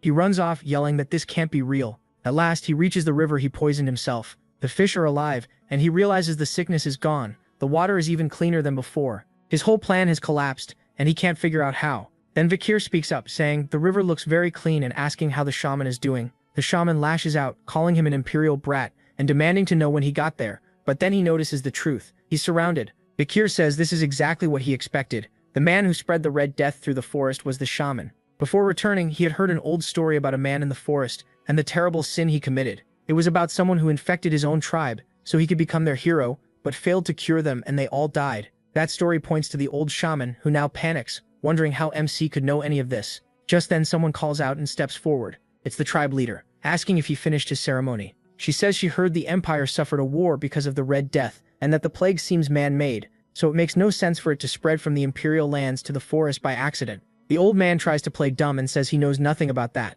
but the leader asks why he went to the river, instead of returning to the tribe. Just like Vicar predicted, he came here to check on something, and they'll soon learn if he was right. The protagonist explains that the old man wanted to become the tribe's hero, and was the one who released the Red Death. The matriarch orders his pockets searched, and the shaman is clearly rattled. Vicar also wanted to know more about the shaman's past. Alcyon explains that he wasn't born a Balak, and his true line was hidden. Long ago, he was a slave. Later, he killed a shaman who was planning a coup, and took that man's power. That got him freed and raised to the role of new shaman. After that, he did everything he could to fit in with the Balaks, doing filthy jobs no one else wanted. He was even used as bait during dangerous hunts. Only when he grew old and his hair turned white did people finally accept him. Vicar guesses that now, in old age, he wants to claim the power and respect he never had when he was young. That's why he ignored the matriarch and tried to rule the forest, but she cuts him off and orders him to show the pouch now. The old man looks nervous. Still, he starts pulling things out, saying he only saved some flour for after the ceremony. Then he suddenly drops the pouch and it falls into the river, spilling everything inside. As he desperately cries that his hands failed him, the matriarch says this is exactly what Victor described. He really did throw the pouch into the river, just like MC said. Now its contents can't be checked that way anymore. Furious, the old man argues that if he is talking about an antidote, then he's basically accusing him of spreading the poison. He demands the matriarch punish this imperial outsider for staining the shaman's honor, but she replies that no one should be judged without proof, so if he's truly innocent, she will protect both him and his honor. Because of that, she calls for an Iliad. The moment he hears that, the shaman turns pale. An Iliad is a duel used when words can't settle a conflict, and the Valak backs the winner. Then his grandson steps in and says he has always preached respect for tradition. Since the Iliad is one of the Valak's traditions, he should honor it now. The shaman is clearly annoyed by his own grandson. Still, he can't refuse the challenge, so he sets the Iliad for 4 days later on the night of the full moon. But Victor steps in and says he won't wait that long. He's sure the one being challenged picks the date. That's the tribe's rule. So this was the protagonist's plan all along. Force the shaman into calling for an Iliad.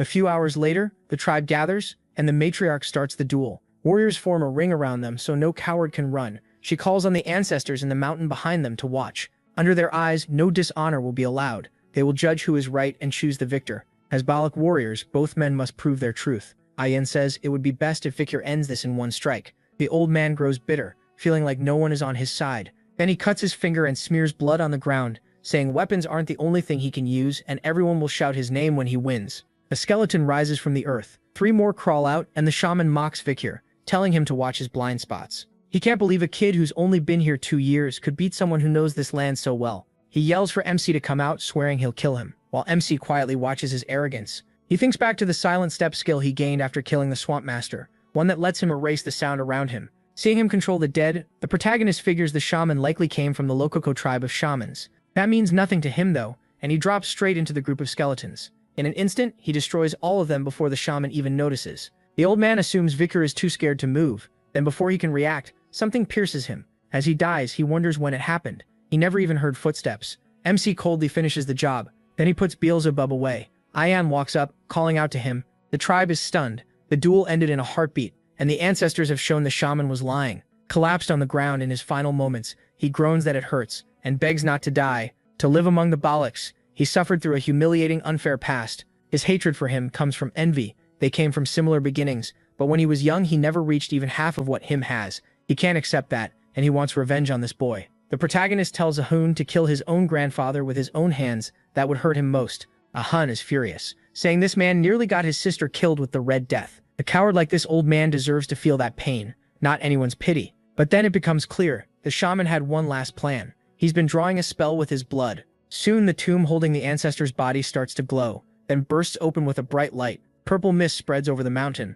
and the tribe panics, wondering what this strange power is. Ahun is horrified to see his grandfather getting back up. Even Voice here is shocked. He's sure he struck the lungs. People ask if the shaman isn't scared of the ancestor's anger, but the elder's eyes turn fully black, and with a twisted grin he asks what he should be afraid of. MC immediately understands. He rushes forward, saying they have to kill the shaman now. Before he gets close though, an arrow flies in and stops him. The shaman says it's already too late, leaving Ahun confused. Then they see the shot came from halfway up the mountain. The elder looks pleased, saying the ancestors have made their choice, so he'll leave the judgment to them. Now it's clear he resurrected one of the savage ancestors as a zombie. Ahun is shaken by the undead archer, and Vikir says a shaman like this shouldn't be able to do something so great. Then he notices the old man has become undead too. Calling up his soldiers, the shaman says they shouldn't look so surprised. There isn't only one grave on this mountain of warriors. He starts to run, but his grandson stops him. Ahun demands to know how far he's willing to sink. Before Ahun can loose an arrow, it's sliced in half. Looking up, he spots someone on the mountain peak. It's an undead ancestor of the Balaks, likely a former leader, and she lets out a roar at Ahun. Before she can act, an arrow drops the warrior. That shot came from the Balak leader, who orders everyone to get ready. She says the enemies before them are just puppets, and the only respect left for them is to send them back to the dead. Even if they're shaken, the warriors ready themselves. Then the clash between the undead and the living begins. Powered by forbidden magic, the undead quickly take the lead. The humans are forced to duck, hide, and struggle to stay alive. One corpse roars and charges, but it gets taken down by an arrow. Then several more fall at once. There's a reason the current Balak leader is counted among the strongest. Victor knows it too. She's on the level of a veteran knight. This is the knight Foxakia, a fighter said to be able to stand against an empire. Ayard says that if the matriarch is here, they should be safe, but he tells her to come with him. They need to chase the fleeing shaman right now. He looks toward one of the chairs and says he needs her to handle something. The little monkey quickly runs off, while the shaman turns thoughtful. He knows reviving the ancestors isn't enough. With Aegir around, he still can't relax. She's a genius and the strongest person in the village.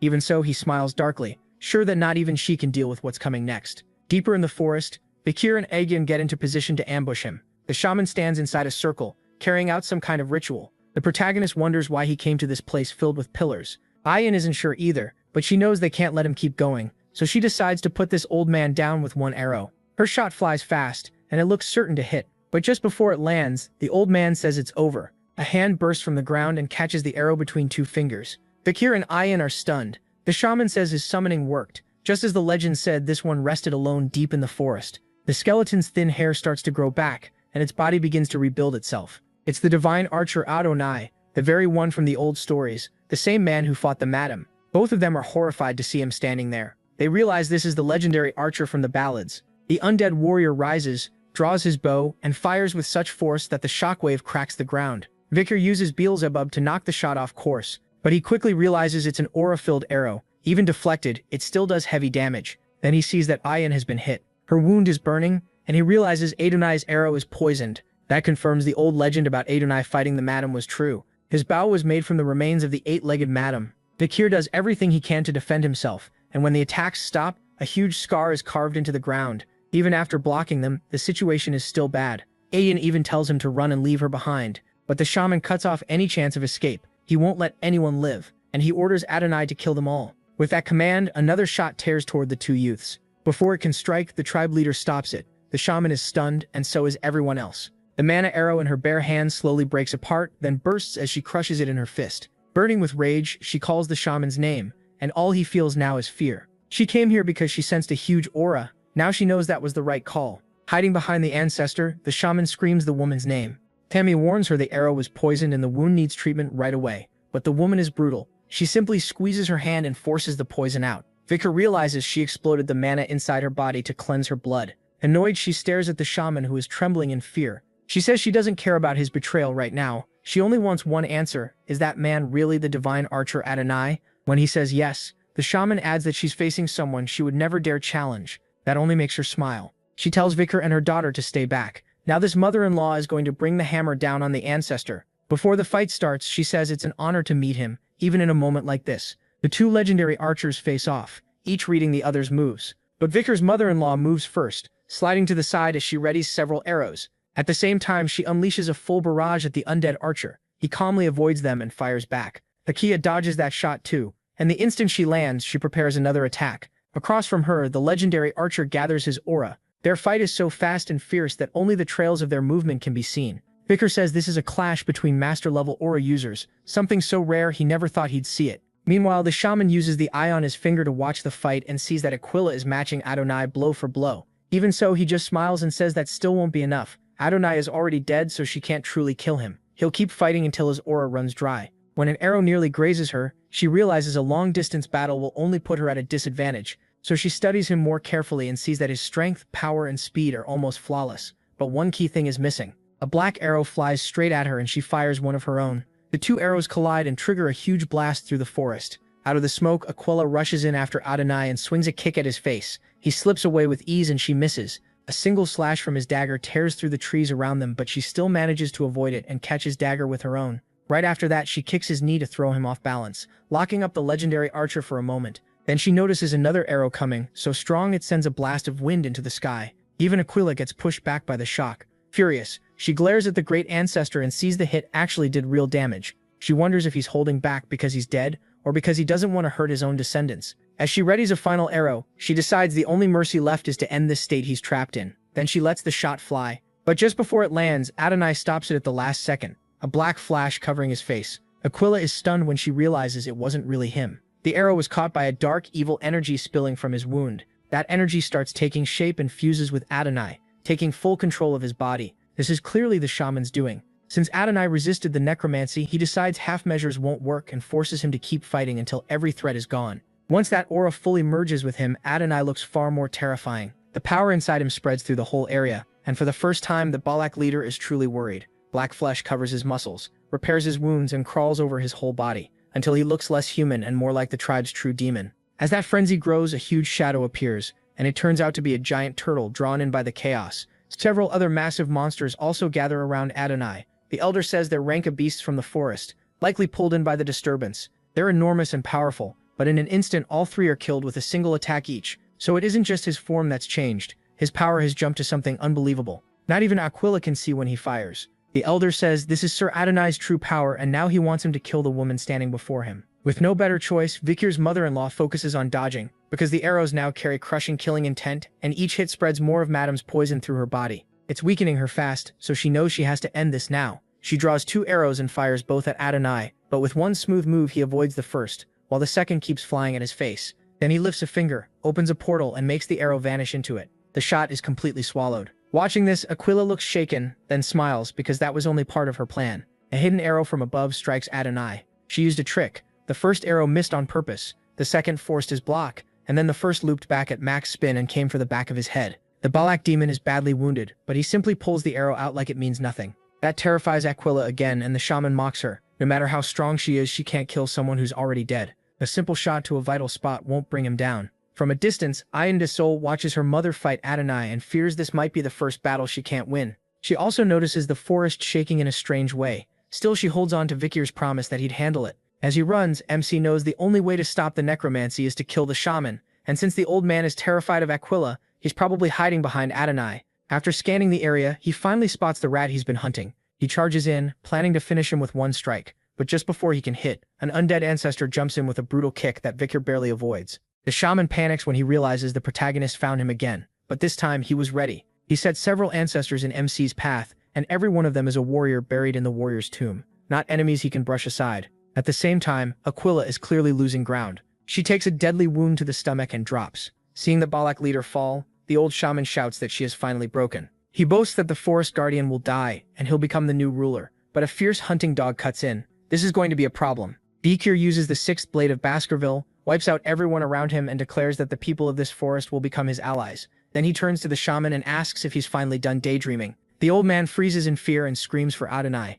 Adonai instantly launches an attack at him, but Aquila slams him with a kick and interrupts him at the last possible second. The arrow veers off course, giving Vikir just enough room to avoid it. Now completely furious, he goes straight for the shaman. The old man tries calling for Lord Adonai again, but his hands are already gone, so he can't form the seal. He stares in horror, trying to understand what happened, but then realizes he doesn't even have a body left to feel with. Vikir cuts down the coward so fast it's effortless. And then we return to the Balak fight. Aquila is still being overwhelmed by the undead, and after collapsing from the attack, she's close to death. But before the undead can finish her, its body starts crumbling into dust right in front of her. Soon, all the other undead begin falling apart too. The tribe leader, barely catching her breath, stares at the ancestor in confusion as he also starts fading away. Before he disappears completely, she reaches out and takes his hand, asking him to rest in peace. Then a sharp scream suddenly rings out. It's coming from the elder's still living head, and of course he's yelling at Vikir because his plans were ruined again. The protagonist admits the old man is more capable than he thought. He could command countless undead and even control Adonai's corpse.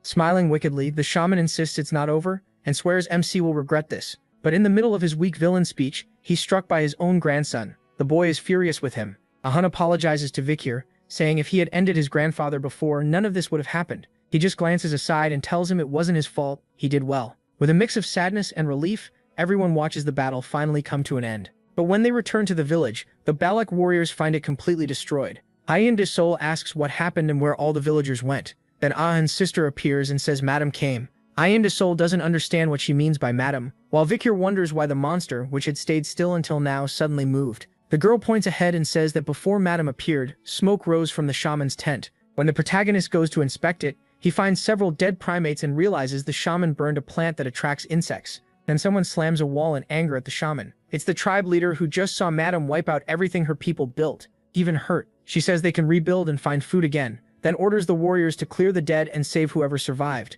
Ayan de Sol is crushed too, especially when she finds her wolf barely alive with green liquid covering its legs. Crying, she apologizes for leaving it behind, and we learn why the 8-legged Madam is called the forest's evil goddess. She is a disaster born from darkness itself, and because the Balak see her as part of nature, they won't seek revenge. But Vikir isn't Balak. Later, at a cave entrance beside a campfire, he approaches the matriarch to ask about something. He wants to know more about the 8-legged Madam. The request catches the matriarch off guard, so Vikir shows her a record he found earlier in the Lokoko tribe. It contains notes on Madam's poison, witness accounts, and even where she hides. Still, he doesn't get one thing. If everyone fears her, why not unite and fight? The matriarch says the Balak have records too, including what happened when Lord Adonai faced Madam. In that battle, the divine archer managed to cut off one of her legs, but that was only the start of the nightmare. Another leg grew back in its place and split into two. Her legs were the only parts that could be hurt, since the rest of her body couldn't be pierced. The records also say everyone who took part in that battle was poisoned, and from the injuries she herself took from Adonai's poison arrow, she says she can now understand just how terrifying Madam really is. She can tell he wants to challenge Madam and begs him to stop. She doesn't want to lose any more family. Vicar knows the odds are bad. Even if Madam is just one rare monster now, the future will be full of demons on her level. Still, no matter how strong she is, she's a monster. Monsters always have patterns and weak spots. If he finds hers, he can kill her. With that resolve, he sets out to face the dark god of the forest. One day later, he reaches a mountain shaped like a dead volcano. A huge pillar rises from the middle, splitting into several legs that brace against the mountain. This is Madam, the eight-legged monster. She moves through the forest while Vikir watches from hiding, noting how much noise she makes when she wakes. He's been staking out her lair for days and learned that she hunts on a set schedule. Based on her routine, she should be gone for about 2 hours, so he quickly heads through the mountains. He climbs to the top with ease and reaches Madam's nest. From outside it looks like solid rock, but inside it's hollow. He activates the dazibi on his arm and cuts into the stone, pulling out a small piece to inspect it. Studying the webbing, he sees the inside is rough and hard to cut, even with high-level mana. So instead he decides to use the web to go down and hops from strand to strand,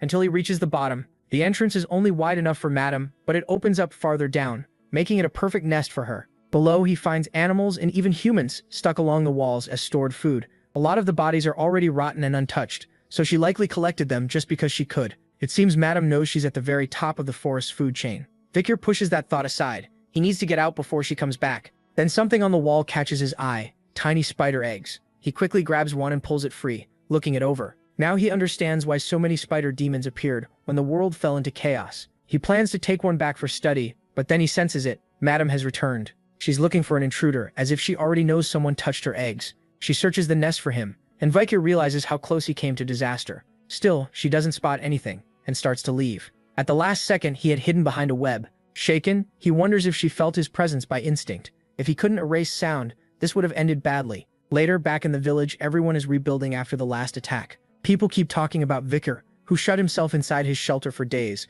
clearly working on something. That also means he's barely seen Ayen lately. Right now, she stands outside his cabin, worried. Her mother told her he was asking about the web lady, so she warns him that no warrior can beat that monster, and asks if he's really planning to fight her. Even her little wolf lost a leg just from touching the poison. She's scared she might lose him too. Before tears can fall, Vikir calls her inside. He says he needs to show her something. When she steps in, she finds him surrounded by notes, studying like a scientist. She asks what all this is, and he says they're records about Madam gathered from the forest tribes. He's been studying her web strength and skin toughness, and even stole one of her eggs from the cave. The second Asian hears he entered the giant spider's lair, she gets even more anxious. She's sure now that he really means to fight Madam, and offers to help, but Vikir tells her she's still hurt, and would only slow him down. He also says he'll be leaving the forest soon because there's something he must do. A little down, Ayon admits she already knew that. Then MC says something she doesn't expect. Once he's done with everything, he wants to come back here. But before that, he has to protect the place he wants to return to. As Ayon looks over the wall covered in sketches, Vikir says he already knows how to kill Madam. He won't let what happened to Bakira happen to anyone else. Even then, Ayon stays serious and says calling it a hunt is way too bold. Still, he's always been the kind of person who faces impossible problems and somehow turns them around. So she decides to trust him, hoping that this time he'll pull off another miracle. Later that night, in heavy rain, Vikir faces a giant lizard. It slashes at him with its claws, but the Beelzebub on his arm blocks the hit with ease. Vikir seems set on beating it, and the reason soon becomes clear. The wound made by Beelzebub heals right away thanks to the creature's power. Vikir says this is the last piece he needs to hunt Madam. With a faint smile, he plans to steal the salamander's ability. Back in the village, Ahun looks exhausted after finishing some work. He stands with 2 other villagers in front of a house they just built. They're impressed by Ahun's skill, and he says the place is for Bakura, since they're basically like brothers now. But the other 2 laugh because Ahun used to hate Bakura the most. Even so, the village recovered fast, and a lot of that is thanks to him. So the 3 decide to tell Bakura they built the house together for him. When they get there though, he's not home. Ahun is disappointed. He wanted to see Bakura's reaction. The others joke it probably wouldn't have been that dramatic anyway. Asayan is there too, and as she looks up at the sky, she realizes this is the day, Bakura's one-on-one fight with Madam. She prays the great warrior blesses his battle against that disaster. Soon he stands on top of a mountain, looking up. Rain is coming, and he says the heavens are already mourning the spider's death. She's likely asleep now, which makes this the best time to strike. He's prepared for dozens of things that could go wrong and already planned how to answer each one. Now it's time to begin. Vikir jumps into the spider's lair. Deep below, Madame waits with poison dripping from her mouth, her face terrifying enough to scare anyone. Like a true spider, she sleeps upside down from a web. That sleep ends now because Victor rushes in with Beelzebub and cuts off one of her legs with the 6th Baskerville technique. Madame wakes at once, sees the missing leg, and flies into a rage. The protagonist remembers Adonai's record. The severed leg splits into 2, just like before. Using that new doubled limb, Madame strikes at him, but he dodges and stays locked on his plan, hitting her again and again, from every direction like lightning filling the cave.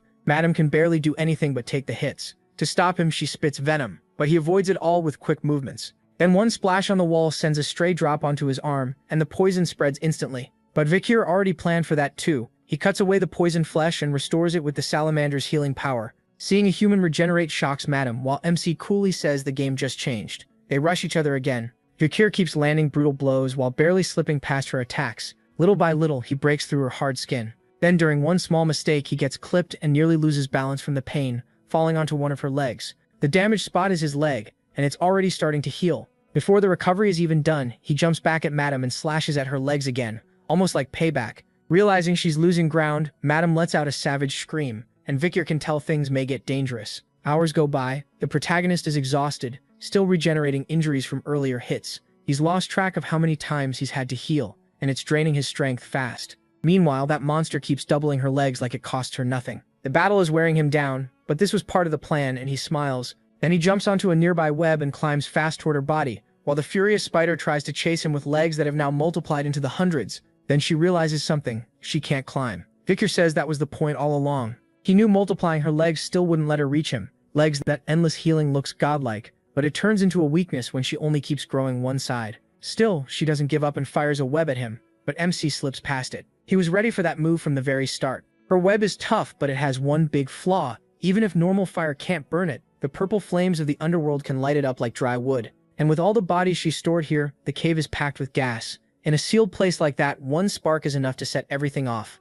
With a cold stare, Victor tells her she's built up too much karma from abusing her power, and now it's coming back on her. Then he sets off the purple flame explosion on one of the stored corpses, and the whole cave erupts. A little earlier, he had been studying the lady closely. He remembers the practical exam when he ran into Cerberus after it got pushed out of its land. That made him realize the tribe had only been hunting near the mountains because the lady kept expanding her territory. From that, he figured out her real plan. She was using the tribe to drive away demonic beasts like Cerberus. That way, infernal fire, her worst weakness, would stay far from her. Keeping her weakness so close was reckless, and with a precise strike plus the skill he gained back then, he turns the cave into total ruin. All the spider can do is watch the blast form inside her own nest. Stunned, hellfire swallows her, along with the souls of the monsters she had kept there. Sometime later, Victor has already made it out of the mountain. Once he learned infernal fire was her weakness, all he had to do was trap her inside. With all those copied legs, she couldn't climb the mountain, and the flames kept her from using her web. At that point, she was done. No matter how strong she was, anything that needs lungs can't live through that. Now Victor van Baskerville just has to wait for her to die and claim the skill. But of course it won't be that simple. A huge quake hits and he wonders what just happened. Then the whole mountain starts shaking. It suddenly goes still for a second, then they see why. As the mountain splits in half, debris blasts everywhere. Victor van Baskerville can only stare, confused by what's in front of him. The spider emerges, now golden and warm, ready to fight again. The fire hurt her badly, but she's still glaring at him, set on fighting to the end. As a last desperate move, she spits venom into the air, turning it into a deadly green burst that spreads across the forest, eating through the trees and hopefully Victor too, or so she thinks. But he's right under her, blocking the acidic rain. The protagonist Van Baskerville quickly realizes she can't locate him. Her eyes were burned away completely, and the skin she used to sense things is gone too. Forcing her way out of the mountain also left cracks across her body. Knowing it's not over, he rushes her again. Moving fast, he lines up his next strike at one of those cracks, and slams in with the 6th fang of the Baskerville, like it's the finishing blow. But he's too drained. The hit doesn't even break through her skin. So Victor van Baskerville retreats to a tree, knowing one strike won't be enough. If needed, he'll keep hitting her until it works. Then the spider's blank, lifeless eyes start to split like old skin, and fresh shining eyes appear underneath. MC is shocked, and before he can react, one of her legs slams into him. He gets launched across the forest, crashing down like a meteor, and tearing up everything in his path. He knows he messed up. He never thought she could regrow specific parts, while her legs are healing slowly, likely from exhaustion. Broken and unable to even stand, he can only feel that monster getting closer. He tries to rise and keep fighting, but then someone appears and asks why he's wasting time on this monster instead of leaving the forest and finishing his real goal. He was brought back to take revenge on Hugo, not fight pointless beasts. Then we see who's saying it. It's Victor himself, the one from before reincarnation, scarred and full of hate. That version says he's grown soft and dull since coming to the forest, and he needs to remember his hatred for Hugo, the same hatred he felt at the very end. We get more of Vikir van Baskerville's past. Back then, he existed only to carry out his master's orders, no matter the cost. That life was chosen for him from birth, and it stayed that way until the day everything changed. The moment his master betrayed him, he finally saw the truth. His whole life had been wasted on a man drunk on power. That's why he wanted Hugo to feel that same despair. But the Happy of now changed all of it. It should have been simple. Kill his master and bring down the clan. That was supposed to be his only reason to exist. But hearing this makes him question what he really lives for. He wonders if in his past life, he ever once defied Hugo's will. And yes, there was a time he thought about running away. He spent a long time thinking about what he could do and what kind of life he might have if he escaped. But in the end, he gave up and accepted his fate, choosing to live in chains. That choice led straight to his tragic end. Vikir van Baskerville had been nothing but a trained hunting dog. Now that he knows he was just a disposable tool, it fills him with rage. He refuses to be controlled anymore. Not by Hugo, and not even by this broken part of himself. After Hugo cut him down, the one thing he truly wanted was simple: never live under his claws again. As he regrets the choice he made before, those dark voices start to fade. They lose their grip on him, but the spider hasn't faded at all. She's already moving in for the killing blow, with a sharpened leg. Still, his hunger for freedom at last lets him dodge at the final second. He rolls across the ground because he can't regenerate anymore. In his heart, he knows that once he's truly free, he'll still seek revenge. But he also has people and a place he wants to protect and return to. As he struggles to stand, he says he'll live by his own will from now on. That's why he has to get back up and fight, so nothing can control him again. Then a figure with pointed ears appears and an arrow strikes the lady's leg, stopping her attack on Vikir van Baskerville. 2 more arrows follow and wound her even more. The help catches him off guard. Looking past the monster, he sees several people gathered on the mountain, firing from above. Leading them are Fayan and her powerful mother. They shout that they came to fight beside Vikir van Baskerville. And it's not just them, but the whole Balak tribe. After everything he's done, they all want to stand with him. So they rush the spider, yelling that they have to protect the hero of the forest. In truth, their arrows are like bug bites to her. They do almost nothing. But that brief opening is enough for him to start regenerating. The protagonist, Van Baskerville, wonders if she really ignored him when he told them not to interfere. Still, Iron Soul is the reason he survived, so he moves in to finish this cursed spider. But as expected, he's still too weak to break her. Then the answer is simple: if one blow fails, keep striking. Before he can continue though, the spider starts thrashing her legs everywhere, trying to find him. The tribe panics, thinking she's gone crazy, but Iron Soul calms them down. She says the spider's only doing this because Vikir has cornered her, so no one should fall back. Watching from farther away is the tribe leader, still worn out and hurt from her last fight. For years she saw the lady as a disaster, never something that could actually be killed. But this small warrior who came from nowhere and joined the tribe shattered that fear by taking on the monster alone. So as leader of the clan, she decides to act despite her wounds. She gathers mana, knowing she has to open a path for him. Then she fires from the top of the mountain. The shot slams hard into the madam, locking her up from the impact. Vikir doesn't waste a chance. He closes in, his eyes glowing red, and charges like lightning for one last attack. It lands cleanly on the madam, making her scream in pain. To end it, he uses the first technique of the Baskerville clan, the deeply piercing fang. Iwan de Sol realizes he's entered the madam's body, and inside, he triggers the second technique, then the third, fourth, and fifth. The madam sprays venom wildly in every direction, the clear sign that her end has come. And Vikir, who had been chained by desire until now, knows he won't live as a bound hound anymore. From the spider's eye, tiny blows start cracking the chains that bound him. Then he bursts out of the monster like a storm. Using the sixth crushing fang, he finally ends the battle. When Vikir comes out through the giant spider's eye, the barbarians are left speechless. After that final hit, the madam finally drops. As she falls, thick smoke spreads everywhere. In the middle of it, MC collapses from pure exhaustion. But even after winning, the venom in his blood is eating him away. Barely holding on, he checks the madam and sees she's also close to passing out. Seeing his chance, he knows he has to get rid of the venom fast. But he's out of strength and blacks out on the spot. Then, like something else is moving him, his arm rises. Beelzebub reaches toward the madam, and we see her restored to her full monstrous form. Then Beelzebub and the creatures already absorbed come out to face her. The first one in is Cerberus, the 3-headed dog, locking the madam down with a rush of bites. That gives Beelzebub an opening to close in with her pincers and absorb the madam's power. From far away, Vikir hears someone warning that the area is full of venom. He opens his eyes to Ahin yelling at him not to die, then shuts them again while lying there, surrounded by the tribe. He calls Ahin's name, says he's fine, and jokes that she should lower her voice so he can rest. Hearing him joke in that condition, Ahin finally breaks down. She cries out, calls him an idiot, and tells him never to do that again. Beelzebub on his arm looks very pleased. That's when we learn the 8-legs madam's deadly venom has been added to the glutton. Sometime later, the whole tribe is sprawled out drunk and worn out on the ground. Meanwhile, the leaders of another tribe sit together and calmly share a drink. Vikir looks pretty tired and says the festival has lasted 3 weeks because these people seriously love to party. Nearby, a big white wolf looks thrilled. It's Bakalaga, now down to 3 legs, but still happy to see him. Even after losing 1 leg, she found another wolf to lean on, and now she just needs rest. Vikir then studies his hand with a suspicious look because after fighting the madam, not even fully killing her by himself, he managed to use his clan's 7th technique. He isn't sure if that came from beating her or from everything he learned in battle. Even so, Hugo's version of the 7th technique is still far beyond his own. Still, he's much stronger than before, and everything he came here to do is finished. Now it's time to return to the Baskerville clan and get his revenge. But as he says that, it becomes clear someone is watching him. Soon, a few hours pass and Vikir changes into normal clothes to leave. He thanks the patriarch for letting him go, but she scolds him. She was never going to stop him. To her, he'll always be family, and distance won't change that. She reminds him that wherever he goes, he should never forget he's a Balak. As he thanks her, Vikir looks around, wondering if Avian will come too.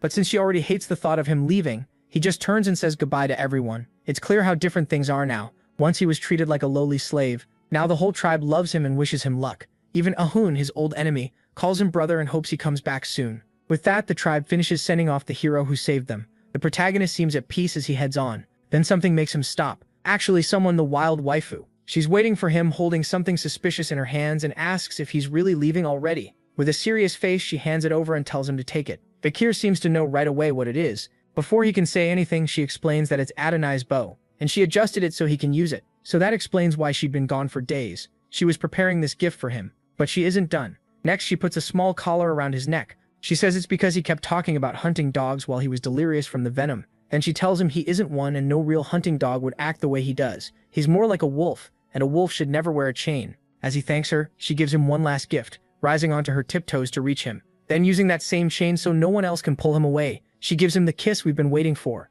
A moment later, they pull apart, and she can't hold back her tears. So she turns to leave, saying she'd heard this is how people in the Empire say goodbye, and that even though he used to be smaller, now he's taller than her. Before going, she tells him to take care. Vikir says he's never heard of that kind of imperial goodbye, then says farewell, adding that he'll see her again. That makes the young woman freeze as she wipes away her tears. After a dramatic flip of her hair, she says she hopes they meet again too. Sometime later, Vikir finally reaches his destination, the city where he stayed 2 years ago, before joining the Balak tribe. Looking at Red Owl Castle, he thinks it's been a long time. Seeing the morgue flag still flying, he figures the ruby mining deal with the Baskervilles is still going on. That makes him wonder if that girl is still here. Just thinking about what she'll say when they meet again already makes him tired. He hops over the city wall and decides it's late, so he should find an inn. But while looking for a place to stay, he spots something strange. A huge golden statue in the middle of the city. If it's standing here, both families must have agreed to build it. Before he can think more, a guard stops him and warns him not to touch the statue of the great hero. Hearing that, Vikir asks who the hero is,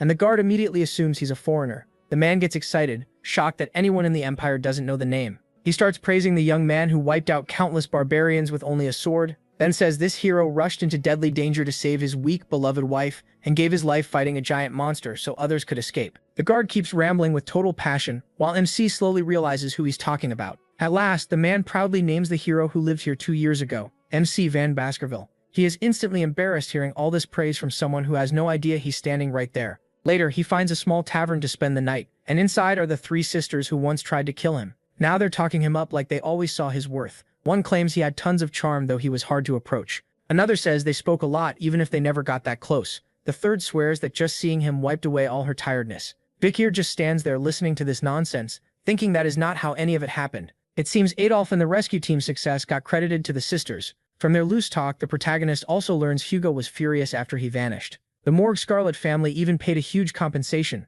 but Hugo still hasn't calmed down. MC figures that makes sense since he lost his hunting dog. The 3 sisters keep fantasizing about some romantic relationship with him, but drop it once they realize he's no longer interested. And when he can't take any more of their nonsense, he pays and gets ready to leave. But as he's walking out, one of the sisters notices him and yells for him to come over. Vikir tries to ignore her, while the other 2 assume she's drunk again. She keeps shouting for him to get over there right now, gets mad that he's ignoring her, and casts a spell at his feet to trap him. But with one jump, he avoids it all. That shocks the other 2 sisters and the soldiers nearby. He lands smoothly, but when he looks up, he's surrounded. One guard orders him to take off his hood and identify himself. Vikir is getting annoyed, but since he planned to announce his return to the family anyway, he pulls the hood back. The 3 sisters blush at how good he looks, still not recognizing him at first, just thinking he's handsome. Instead, one of the guards is the first to figure it out. His face looks like the statue, and his black hair and red eyes give away his family. The moment the sisters realize who's standing there, they start sweating and stumble over his name, then shout it loud enough for everyone in the tavern to hear.